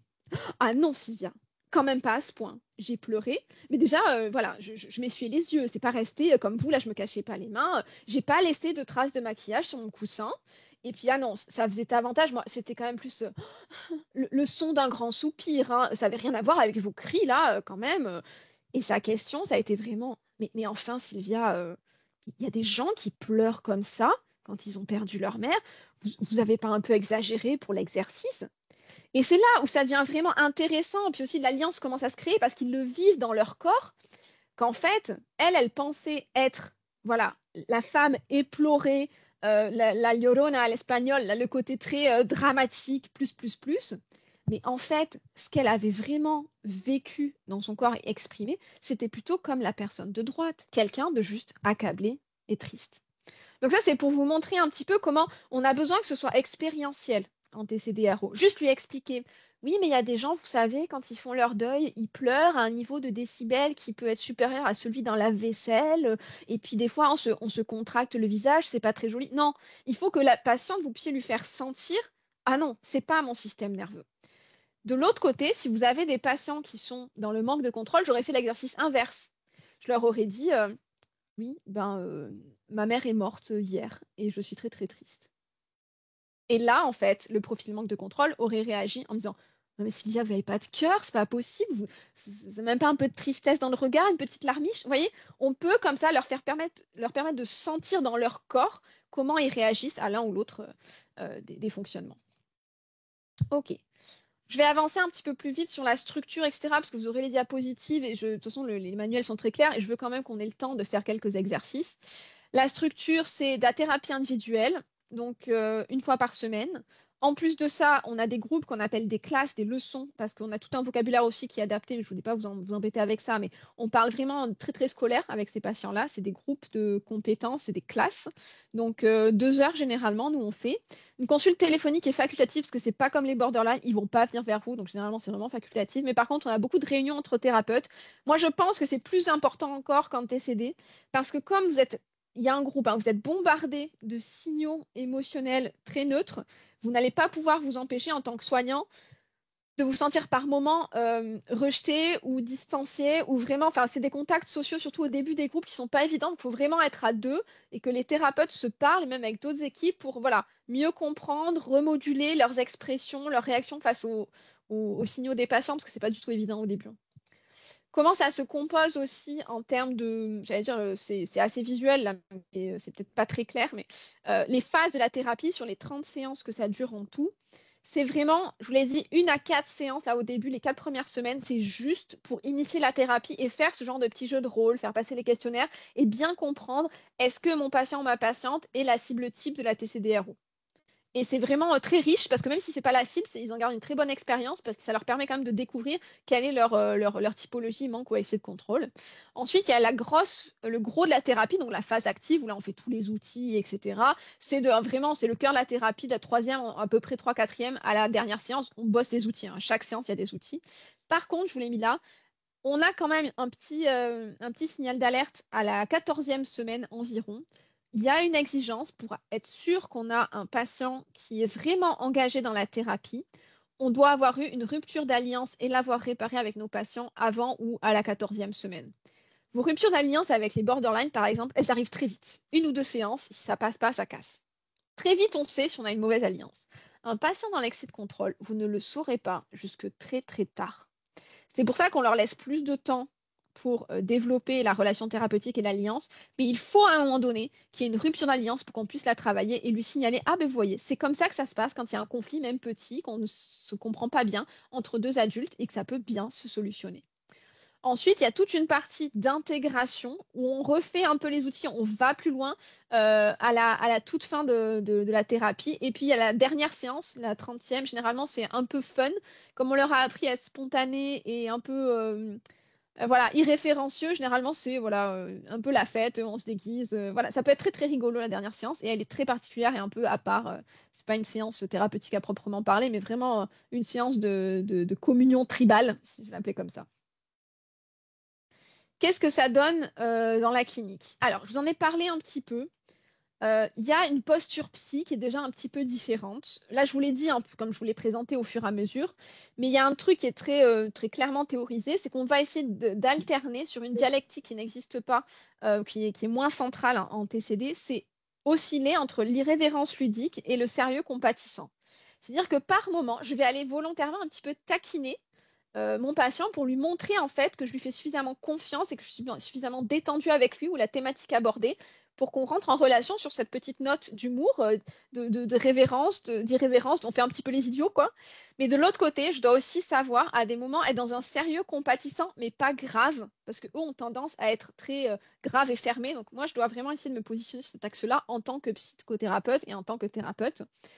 Et l'attitude globale, comment elle est nommée ou décrite dans le manuel, c'est que les thérapeutes, les instructeurs en TCD-RO sont des ambassadeurs de la tribu. Votre rôle, comme je vous l'ai dit, le manuel, vous allez le lire. Hein. Donc votre rôle, ça ne va pas être d'être meilleur qu'un autre pour dire tel et tel exemple. Le manuel est suffisamment bien écrit, vous suivez à la ligne. Votre rôle et votre travail à vous, ça va être de dégager physiquement cette attitude de non-dominance et faire sentir à la personne qu'elle est incluse dans ce groupe, qu'on lui autorise le fait de se ressentir bien avec d'autres gens, qu'on reconnaît qu'elle a fait beaucoup d'efforts jusque-là, parce que généralement, ils ont fait beaucoup, beaucoup d'efforts pour tout le monde. Et il faut leur reconnaître que les gens dans l'excès de contrôle, souvent, ils font marcher la société. Hein. C'est grâce à eux que les trains sont à l'heure. Enfin voilà, ça a une vraie utilité sociale. Mais ils méritent aussi de se détendre, d'être un petit peu plus flexible, de se reposer, etc. Donc ça, c'est vraiment ce côté ambassadeur de la tribu, c'est votre place en tant que thérapeute et en tant que soignant. Du coup, ça veut dire qu'il va falloir se détendre. Donc là, la photo, enfin la petite image, c'est celle du manuel, c'est Tom en fait. Ils se sont dit c'est vraiment important qu'on mette l'image de à quoi ça ressemble. Et il y a même des descriptions très précises de comment positionner vos fauteuils, comment vous tenir, comment boire alternativement souvent pour parce que c'est des comportements, c'est des choses que le patient ne voit pas autour de lui, et c'est surtout des choses qui signalent l'amitié, la décontraction. Donc là, par exemple, je ne sais pas si ça se voit à l'écran parce que je ne me vois pas, mais moi, c'est un réflexe que j'ai. Mes accoudoirs, par exemple, sont beaucoup plus bas que dans mes autres thérapies. Moi, j'aime bien pour écrire à l'ordinateur, mes accoudoirs, généralement, ils sont assez hauts pour pas que je les épaules en bas. En TCD-RO, volontairement, mon dossier de chaise, je le décale, vous savez, qu'il puisse bouger et que je puisse m'affaler. C'est vraiment le terme que j'emploie avec mes collègues. Il faut qu'on s'affale. On a une posture avec les bras ouverts, le petit tilt de la tête. Tout ça, c'est des vrais entraînements qu'on doit faire parce que selon notre passé, nos expériences, j'allais dire, de formation, etc., c'est pas du tout comme ça qu'on nous a appris à se positionner même physiquement dans nos thérapies. Je vous l'ai dit, le focus, il est sur la connectivité relationnelle. Je vous ai mis à l'écran vraiment les techniques qu'on utilise le plus. C'est des techniques très, très particulières. Je vais vous les détailler après, ne vous inquiétez pas. De méditation. C'est très particulier les pratiques de pleine conscience parce qu'elles ne sont pas extraites du bouddhisme zen, etc. Ça vient du soufisme malamati, donc c'est une autre famille, une autre tradition, mais c'est très très fin. On a des techniques corporelles, comme je viens de vous montrer là. En fait, on ajuste beaucoup ces gestes et ces expressions. Et surtout, on a des techniques très particulières que moi, je ne connais que à la TCD-RO. Ça, c'est les 4 grands déficits. Je les remets souvent en fait pour qu'ils soient bien ancrés. Ça, c'est des diapositives d'enseignement aussi plutôt général. Excusez-moi. Mais il faut reconnaître qu'on a quand même quelques défis avec les patients parce qu'ils ne vous lâcheront pas le steak. Enfin, ils ne crachent pas leur valda. C'est vraiment des patients hyper forts dans l'art de masquer leurs sentiments. Et vous pouvez vraiment passer complètement à côté de certaines choses si vous n'apprenez pas le fameux Ask Don't Tell, à questionner finement, et puis aussi à bien connaître j'allais dire les parades. Un patient dans l'excès de contrôle qui vous dit oui peut-être, ça veut dire non. Vous voyez, après on apprend aussi à avoir le vocabulaire qu'ils emploient pour bien comprendre le message qu'ils nous envoient, et pas toujours à avoir à préciser avec eux, mais c'est vraiment des choses à apprendre. Ils sont généralement très très réticents à bosser sur les émotions, notamment sur les peurs, les anxiétés, mais aussi sur les colères. Et ils ont tendance à assez facilement abandonner les relations quand il y a des conflits, notamment la relation avec vous, si jamais il y a une petite accroche à ce qui se passait en thérapie. Voilà, à un moment donné, un truc que vous n'avez pas compris dans un rendez-vous, ils vont pas vous le dire, mais ça va casser la relation. Pour nous, les ruptures d'alliance, elles sont souhaitées, dans le sens qu'on a envie, on a besoin de les travailler pour que le traitement soit vraiment efficace. C'est dans les situations où le patient il se sent incompris, il estime que le traitement n'est pas adapté pour lui ou pas suffisamment pertinent.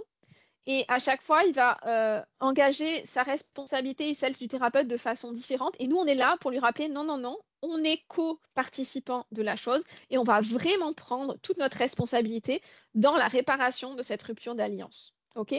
Pour nous, c'est vraiment un potentiel de croissance qu'on va chercher à exploiter et à explorer avec le patient. D'accord ? Et ça nous amène à avoir, je vous l'ai dit, beaucoup plus de patience, c'est-à-dire qu'on va vraiment savoir qu'on est sur le fil du rasoir en termes d'alliance avec nos patients jusqu'à presque la moitié de la thérapie. Hein. Donc c'est vraiment quelque chose de très fort dans la conceptualisation et dans les exercices qu'on fait avec nos patients.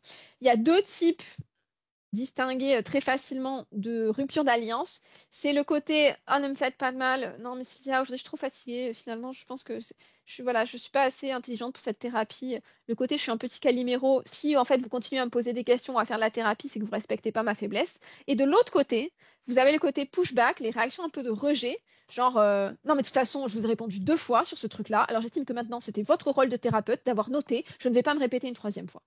Là, vous voyez, je vous fais volontairement quelque chose de beaucoup plus émotionnalisé que ce que ce serait dans la réalité pour que vous compreniez les deux nuances des très désagréables et très agréables, ou un petit peu, voilà, j'allais dire sur le versant vulnérable. Mais c'est des choses qui vont être aussi comportementales. Typiquement, nous, on va devoir essayer de questionner les ruptures d'alliance quand vous avez le patient qui se cache dans ses cheveux, là, avec les ados, là. Quand ils passent des séances entières à ne pas participer et cachés dans leurs cheveux. Ben ça, pour nous, c'est attention, est-ce que c'est pas. Voilà, on apprend en TCDRO à aller vraiment questionner et chercher nos ruptures d'alliance dans les petits détails et pas forcément dans le verbal, pas forcément dans les grosses ruptures d'alliance, parce que c'est pas comme ça que ça va se présenter avec ce type de patient. Juste pour quand même rendre hommage au travail qu'on a fait avec Grégoire et les filles là, sur la traduction, le groupe, nous on l'a fait, alors c'est pas de la TCDRO pure et dure, hein, c'est clairement une adaptation, parce qu'on a choisi en fait de tester à des visées de traduction d'abord, mais aussi de pouvoir que si ça a été plus efficace, une version adaptée de la TCDRO en 13 séances, donc c'est beaucoup plus court. On a fait des individuels de 30 minutes chaque semaine. On est vraiment là en train de déclarer que c'est pas adhérent au programme initial, hein, d'accord ? De toute façon, mes équipes n'étaient pas formées complètement, donc c'est vraiment pas de la TCDRO classique. Mais quand même, ça nous a permis de montrer que ça a fonctionné plutôt pas mal. Et en plus, on a fait une version en ligne, ça a marché aussi. Donc c'est vraiment très encourageant pour vous, les collègues, si vous voulez essayer et commencer à vous lancer pour appliquer des outils, être formé plus, etc. Les résultats, alors c'est humblement du qualitatif. On est sur 3 groupes, on arrive à une 30aine de patients, donc c'est vraiment à prendre avec des pincettes, il n'y a pas de significativité, tout ça, donc excusez-moi par avance. Mais quand même, juste pour nous, c'est ce qu'on fait dans les groupes, hein, avant-après, on leur permet de regarder un peu comment ça a évolué. Donc la qualité de vie, elle est plutôt stable, ok. Sur la HADS, ça diminue quand même pas mal. Sur la régulation émotionnelle, on a des bons résultats, c'est vraiment encourageant. La flexibilité psychologique augmente et la rigidité diminue. Donc c'est quand même plutôt sympa. Allez, c'est parti, un petit quart d'heure, 20 minutes là, sur les exercices de TCDRO, les plus, j'allais dire, intéressantes, peut-être c'est biaisé ce que je dis, mais les plus, j'allais dire, présentés souvent dans les conférences, etc., dans les ateliers, c'est quand même un peu les outils chouchous et qui représentent bien ce qu'on fait en TCDRO. Le premier, ça s'appelle les 3 grands plus 1. En fait, c'est l'idée comment j'apprends à mes patients, je leur dis, à avoir cette posture de détente et d'ouverture. Donc le plus 1, c'est juste que c'est une des choses qu'on ne peut faire que si on est assis. C'est le côté je suis penché vers l'arrière, le côté avachi, c'est le plus 1. Mais sinon, ce qu'on doit faire, en fait, c'est vraiment apprendre au patient comment il peut, en faisant ça, déclencher chez lui, ah, je suis dans mon système de sécurité relationnelle, je me sens bien dans mon système nerveux. D'accord?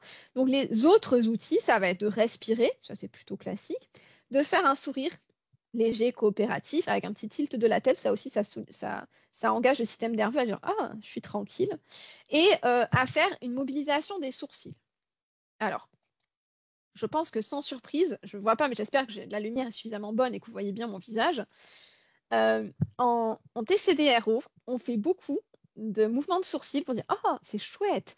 Parce que, et là c'est aussi intéressant, c'est un peu comme les borderline, le signal neutre est très peu, j'allais dire, aidant. Donc vous allez vraiment devoir apprendre à signaler activement l'intérêt et la non-dominance. Et effectivement, moi je pense que je ne pourrais pas faire la TCD-RO si j'avais du Botox. Et en plusieurs années de TCD-RO, j'ai remarqué que l'amplitude de mouvement de mes sourcils avait augmenté. Donc si vous voulez gagner en amplitude de sourcils, c'est la thérapie pour vous. Par contre, au niveau des rides, voilà, je suis désolée, je ne pourrais pas garantir que ça ne déclenche pas des choses. Mais c'est très intéressant parce que ça permet aussi de faire ressentir. On a des exercices avec les patients où on le fait, où par exemple, on leur demande mais raconter une anecdote super intéressante en ayant les sourcils plats. Et même eux se rendent compte que même s'ils ne sont pas aussi expressifs, il y a des envies du système nerveux d'aller dans ce sens-là. Et là, après, on déploie, on développe et on flexibilise. Et c'est vraiment, c'est très, très rigolo parce que quand on leur fait tester ces outils, par exemple, on leur dit, bah, écoutez, faites le 3 grands plus 1 au travail une fois dans la semaine, puis avec la boulangère. Et en fait, c'est magique pour eux parce que juste de sourire et de se forcer, parce que pour eux, c'est pas naturel à arquer les sourcils un petit peu, à hausser les sourcils, ben, la boulangère qui leur disait jamais bonjour, elle leur dit bonjour monsieur, comment ça va? Et là, ils sentent en fait que ça fonctionne pour se connecter aux autres. Ensuite, il y a des outils de méditation dont je vous ai parlé qui sont extraits du soufisme malamatique, qui sont vraiment, je pense que je ne les ai pas vus ailleurs, donc je pense qu'ils sont assez inédits à la TCDRO. Et notamment celui-ci, qui est un peu mon petit chouchou, c'est le continuum de la conscience. C'est vraiment une pratique de méditation à voix haute. Alors, comment ça se passe? Typiquement, il y a plusieurs étapes. Je vais devoir parler de moi, donc j'emploierai toujours le je. Je vais essayer de préciser le plus objectivement possible l'observation que je suis en train de faire en formulant la chose avec toujours la même formule de départ. Je suis conscient, consciente de. Donc moi, je suis consciente de. Et je vais identifier 4 catégories de base, sensations, émotions, images, pensées, de ce que je suis en train d'expérimenter. D'accord? Il y a des petites précisions à ça, c'est qu'on essaye d'être le plus clair possible. Donc on ne rationalise pas, on ne cherche pas à expliquer, on ne justifie pas. C'est vraiment l'observation la plus brute possible à voix haute, un peu comme on fait en pleine conscience quand on observe ses sensations. Je note que tatati, et on passe, on laisse faire, mais on n'interprète pas, on ne suit pas la pensée. On essaye de ne pas grouper les choses. On ne fait pas de montage. Ah, j'ai l'impression d'avoir l'émotion de tristesse et que je ressens de la chaleur dans mon corps. Non, on fait vraiment, je suis conscient de ta. Je vais vous montrer comment ça se passe. Et idéalement, ça se fait en groupe. Donc, par exemple, quand on fait un continuum de la conscience avec les patients, moi, je commence à le faire. Et à la fin de la pratique, je dis, je m'arrête et je dis, je passe. Et là, une autre personne, spontanément, va le faire dans le groupe. Alors, je vais vous montrer comment ça se passe. Et si vous voulez essayer entre vous dans la salle, vous pouvez le faire parce que vous êtes plusieurs en ligne, ça va être plus compliqué. Mais c'est vraiment ça l'exercice. Alors, je vais essayer de vous le faire très brièvement pour vous donner un petit exemple. Je baisse volontairement mon regard parce que sinon, c'est difficile de se concentrer. Donc, je suis consciente de la sensation de ma poitrine qui est quand même tendue. Je suis consciente de l'émotion de légère gêne d'avoir révélé ça devant vous. Je suis consciente de mes yeux qui cherchent à regarder l'écran et la caméra. Je suis consciente de mon émotion de chaleur, de sentiment d'appartenance. Je suis consciente d'avoir l'image de certains d'entre vous qui peut-être me regardent faire et me sourient et comprennent la difficulté. Je suis consciente de ma pensée. Ah ben Jean, il va bien se moquer de moi quand il verra la vidéo. Je suis consciente de mon émotion de joie et je suis consciente de mon sourire qui s'est amplifié en termes de sensations. Je suis consciente de ma sensation de chaleur douce qui est montée au visage. Je suis consciente de ma respiration qui s'est approfondie. Et je suis consciente de voir l'image d'un des groupes que j'ai fait récemment avec des patients où on faisait cet exercice. Je passe. Voilà, c'est pas très très long, mais après, alors du coup, je vais essayer de retrouver au moins soit le chat, soit la visio pour que vous puissiez me dire un peu ce que vous en avez pensé. Mais quand vous m'avez entendu et vu faire cet exercice, est-ce que vous avez eu la sensation que vous étiez plus proche de moi ou que vous aviez vraiment pas du tout envie de vous rapprocher de moi en termes d'intimité perçue? Est-ce que dans la salle, vous pouvez lever la main si ça vous a attiré un peu de sympathie envers moi? Ah, merci, je me suis fait des amis. Et en fait, c'est tout bête, mais ça, c'est un exercice d'une profonde intimité qu'on n'a pas l'occasion de faire. Et en fait, de leur permettre aux patients de vivre ça, ils se rendent compte qu'il n'y a pas de danger. Parce que globalement, il ne se sera rien passé à la suite de ça. Bon, moi, j'ai pris un risque parce que du coup, c'est enregistré. Mais au moins, je sais que Jean Petrucci aura une preuve ultime de ma sympathie envers lui pour les siècles et les siècles. Voilà. Donc, c'est juste un des exercices que moi, je pense qu'il est hyper particulier. Si quelqu'un a déjà vu ce genre d'exercice ailleurs, je veux bien qu'il me le dise, je serais curieuse. Mais je pense que c'est très particulier à la TCDRO. Moi, je ne l'ai vu que là. Pour ceux qui voilà, voudraient comprendre et explorer un petit peu mieux, bien sûr, vous pouvez me contacter. Mais je vous fais passer aussi le lien de pratique qu'on a enregistré avec mes collègues pour donner des exemples, si vous voulez voir, parce qu'en fait, c'est vraiment individuel. Hein. Ça peut prendre différentes formes selon les moments, etc. Donc, je vous partagerai des pistes audio enregistrées pour que vous ayez un exemple. Un autre exercice, celui-là aussi, alors, très fin, très particulier, mais pour être sincère, je crois le plus déstabilisant de ma carrière, si ce n'est de ma vie. C'est un exercice en fait d'exploration de soi. C'est self-inquiry en anglais. Je vais me questionner sur moi-même et mes fonctionnements. Je vais le faire par écrit. Je vais le faire de façon très limitée dans le temps parce qu'on ne veut pas du tout que ça devienne un exercice de rumination programmée. Par exemple, c'est pas du tout ça l'objectif. Je vais devoir m'entraîner à être flexible au point que quand je me questionne sur moi, je ne m'arrêterai que quand j'aurai trouvé un endroit de questionnement que je laisse en suspens. Je vais vous expliquer un peu ce que ça veut dire, mais c'est très particulier. Quand on se questionne sur qu'est-ce que j'ai fait dans ma journée, machin, qu'on écrit un journal de bord. Généralement, ce qu'on fait, on se pose des questions, mais tout de suite, on trouve la réponse. On sélectionne très vite quelle est ma rationalité dans cette situation ou ce questionnement qui fait que, en fait, c'est ça la conclusion. Avec l'exploration de soi, il y a des questions que vous allez vous répéter. Notamment, il y en a une, c'est est-ce que là, je suis à mon extrême limite? Ou alors, est-ce que j'ai quelque chose à apprendre de ça? Point d'interrogation. Et ne pas répondre derrière, c'est hyper difficile au début. Mais après, ça vous permet de comprendre que vous n'avez pas besoin de la réponse, vous n'avez pas besoin de fixer pour être bien, que vous pouvez répondre le lendemain. Donc typiquement, l'exercice, c'est que on essaye de se confronter à ce qu'on a vécu dans une journée et bien sûr, on cherche quelque chose qui nous a un peu activé. Donc, par exemple, si moi je faisais un petit exercice d'exploration de soi, alors oui, l'exploration de soi, c'est complètement individuel et anonyme. Les patients ne le font pas ça à l'oral, ils le notent sur un carnet qui leur appartient à eux et ils ne le montrent même pas au thérapeute. Donc ça, c'est vraiment un outil pour eux. Moi, je ne vois pas les carnets d'exploration de soi de mes patients. Eux ne voient pas le mien, sauf que moi, des fois, pour leur expliquer, je leur prends des exemples de mon carnet, mais c'est vraiment un truc pour eux. Alors, par exemple, qu'est-ce que je pourrais faire sur un exercice d'exploration de soi pour aujourd'hui? Aujourd'hui, quand j'ai vu les problèmes techniques qu'il y avait sur la première présentation, je me suis dit, ben mince quand même, est-ce que moi, en plus, avec mes problèmes de connexion et de Wi-Fi en Suède, là, ça va pas poser un problème. Donc, c'est vrai que je me suis sentie un peu inquiète et agitée. Et donc, du coup, qu'est-ce que j'aurais eu à apprendre de ça? Que je peux demander de l'aide pour me rassurer, ce que j'ai fait tout de suite en contactant l'équipe technique pour être sûr que ça fonctionnait. Du coup, qu'est-ce que ça apprend? Qu'est-ce que j'aurais à apprendre de ça? Évidemment que je suis quelqu'un qui a un besoin de contrôle, notamment professionnel, peut-être un peu plus poussé que la moyenne des gens. Oui, et vous voyez, là, je me réponds tout de suite. Je dis, mais oui, quand même, et j'ai progressé depuis que je fais de plus en plus de cours, etc. Et en fait, si vous vous écoutez dans ce discours-là sur vous-même et sur votre journée ou un événement émotionnel particulier, on se rassure tout de suite. Donc je me dis, non, mais c'est bon, ok, Sylvia, moi, la pensée qui vient, c'est, mais ça va, tout s'est bien passé. Et bien là, je ne dois pas rester là-dessus. Et ça, Ça titille, hein. Je vous assure qu'au début, ça gratouille et ça chatouille, hein, même plus.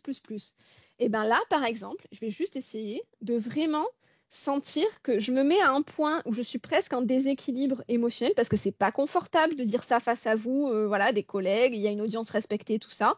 Mais je me dis, est-ce que j'ai pas à apprendre de mon propre excès de contrôle? Point d'interrogation. Et je ne répondrai pas à ça. Et là, ça active un truc, hein. Et je ferme mon cahier et je me dis, bah, on verra demain. Alors les premières fois, c'est rock'n'roll, hein, c'est du sport, mais c'est une liberté incroyable pour vous déjà, pour vos patients, mais c'est vraiment un exercice de flexibilité qui est vraiment hors du commun. Et c'est difficile parce que ça n'est pas un exercice pour trouver la bonne réponse ou même trouver une réponse. Ça ne doit pas se transformer en rumination ou en résolution de problèmes. Et là, on est un peu les stars, surtout les thérapeutes, pour refaire la résolution de problèmes. Je ne veux pas me réguler, je ne dois pas me distraire, je dois vraiment rester sur une ouverture ultime, radicale, une question impossible, même qui me met dans l'inconfort, mais auquel je ne répondrai pas. Ça ne signifie pas qu'il n'y a pas quelque chose de vrai, qu'il n'y a pas une réponse qui va arriver, etc. Mais ça veut dire que je peux juste faire confiance à mon ressenti avant de chercher à déterminer la réponse finale. Ça ne signifie pas que je vais, j'allais dire, me martyriser avec ça et me flageller et m'angoisser avec ça. Ça ne veut pas dire que je vais dire que c'est de votre faute ou c'est de ma faute ou c'est des autres. Et surtout, je dois faire tout ce que je peux pour que ça reste vraiment quelques minutes. Vraiment, si c'est 5 minutes, c'est une longue pratique d'exploration de soi. C'est genre une journée où vous avez eu des gros trucs et que du coup, vous faites ce discours interne, je réponds, etc., très longtemps. D'accord? C'est vraiment 1 minute, 2 minutes max.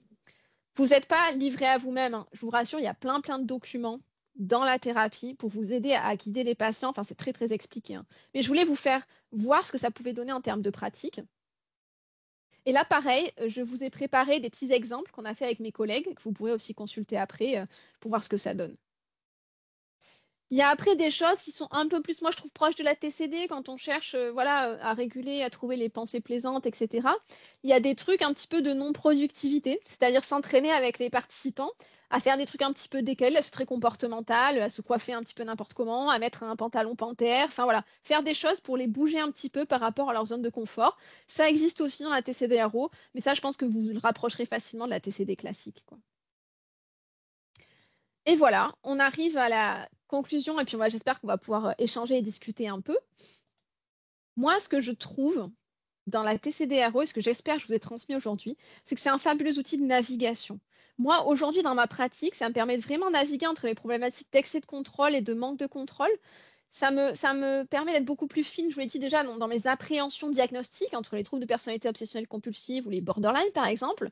Mais surtout, la ligne du bas, ça me permet, moi, en termes de réflexion et de pointage d'outils, d'avoir créé un petit peu mon propre continuum des outils. Donc là, par exemple, je trouve que la TCD-RO, c'est vraiment un outil 100% excès de contrôle. Après, je trouve que ACT, c'est pas mal en termes de flexibilité aussi. Après, MBSR, MBCT, ce serait pour moi le juste milieu, avec voilà, la thérapie sur la compassion. Ça, c'est un peu pour moi toute problématique confondue. Et après, si vous voulez aller plus du côté TCD, les TCC classiques me paraissent parfois plus adaptés. Et forcément, moi j'ai fait éclore, c'est pas pour rien, pour être aussi un petit peu cet entre-deux entre la TCD classique, mais plutôt aller du côté du manque de contrôle. Je voulais aussi vous laisser sur vraiment un témoignage clair. La TCD-RO, c'est pour ces troubles et ces approches transdiagnostiques, mais c'est vraiment un super outil pour tous les patients, dans tous les troubles que vous allez croiser, qui ont peut-être d'autres problématiques. Mais moi, par exemple, j'ai inclus pas mal d'outils de TCD-RO dans mes ateliers d'affirmation de soi et d'estime de soi. J'en ai pas mal aussi dans des suivis qui touchent plus aux relations problématiques, donc les thérapies de couple ou les problématiques de travail, les gens qui ne s'ajustent pas bien dans leur milieu de travail, qui travaillent trop, etc., et qui n'ont plus de rapport à leur intimité, à leur vie affective et émotionnelle. Et il y a des outils, notamment, je vous le cite parce que je n'ai pas le temps de vous le présenter là, qui s'appelle le match plus 1, qui est vraiment une échelle pour apprendre aux patients à rentrer en intimité progressivement avec vraiment des sensations. Je ne vais pas plus loin que ce que l'autre me donne, etc. Ça, c'est un outil que j'ai utilisé dans Éclore. Parce que la finesse que la TCD-RO a sur la compréhension et le travail des niveaux d'intimité, c'est utile aussi pour nos borderline qui ne savent pas du tout. Typiquement, les borderline, ils viennent et ils donnent tout. Premier encart, ils vont vous leur raconter à leur prétendant ou prétendante voilà, toutes leurs tentatives de suicide, les malheurs avec leur mère. Enfin, Et forcément, en face, les personnes ne sont pas du tout à ce niveau d'intimité-là et ça clash. Et ça leur fait des blessures supplémentaires. Donc, ces outils pour réajuster une recherche d'intimité dans les échanges qui soit plus ajustée, j'ai envie de dire, c'est vraiment, vraiment hyper intéressant. Et puis, vraiment, comme c'est des outils expérientiels, ils vous engagent, vous aussi, en tant que thérapeute, à les faire. Et j'espère que vous aurez eu envie là de vous lancer peut-être, et vous pouvez me contacter si vous voulez essayer et le faire en groupe, etc. Mais de faire un peu vos exercices d'exploration de soi, de faire un peu vos exercices de continuum de la conscience, parce que c'est d'autres façons de faire de la pleine conscience qui dégagent d'autres espaces pour vous et vos patients. Donc c'est vraiment hyper intéressant. Je laisse, je vois que vous vous levez, vous prendre le micro. Je laisse juste à l'écran la dernière diapositive avec les contacts, les liens utiles, etc. Et je remercie évidemment encore une fois tous les gens qui ont été là aujourd'hui, qui m'ont écouté. Et j'espère que vous avez des questions, qu'on peut discuter un petit peu.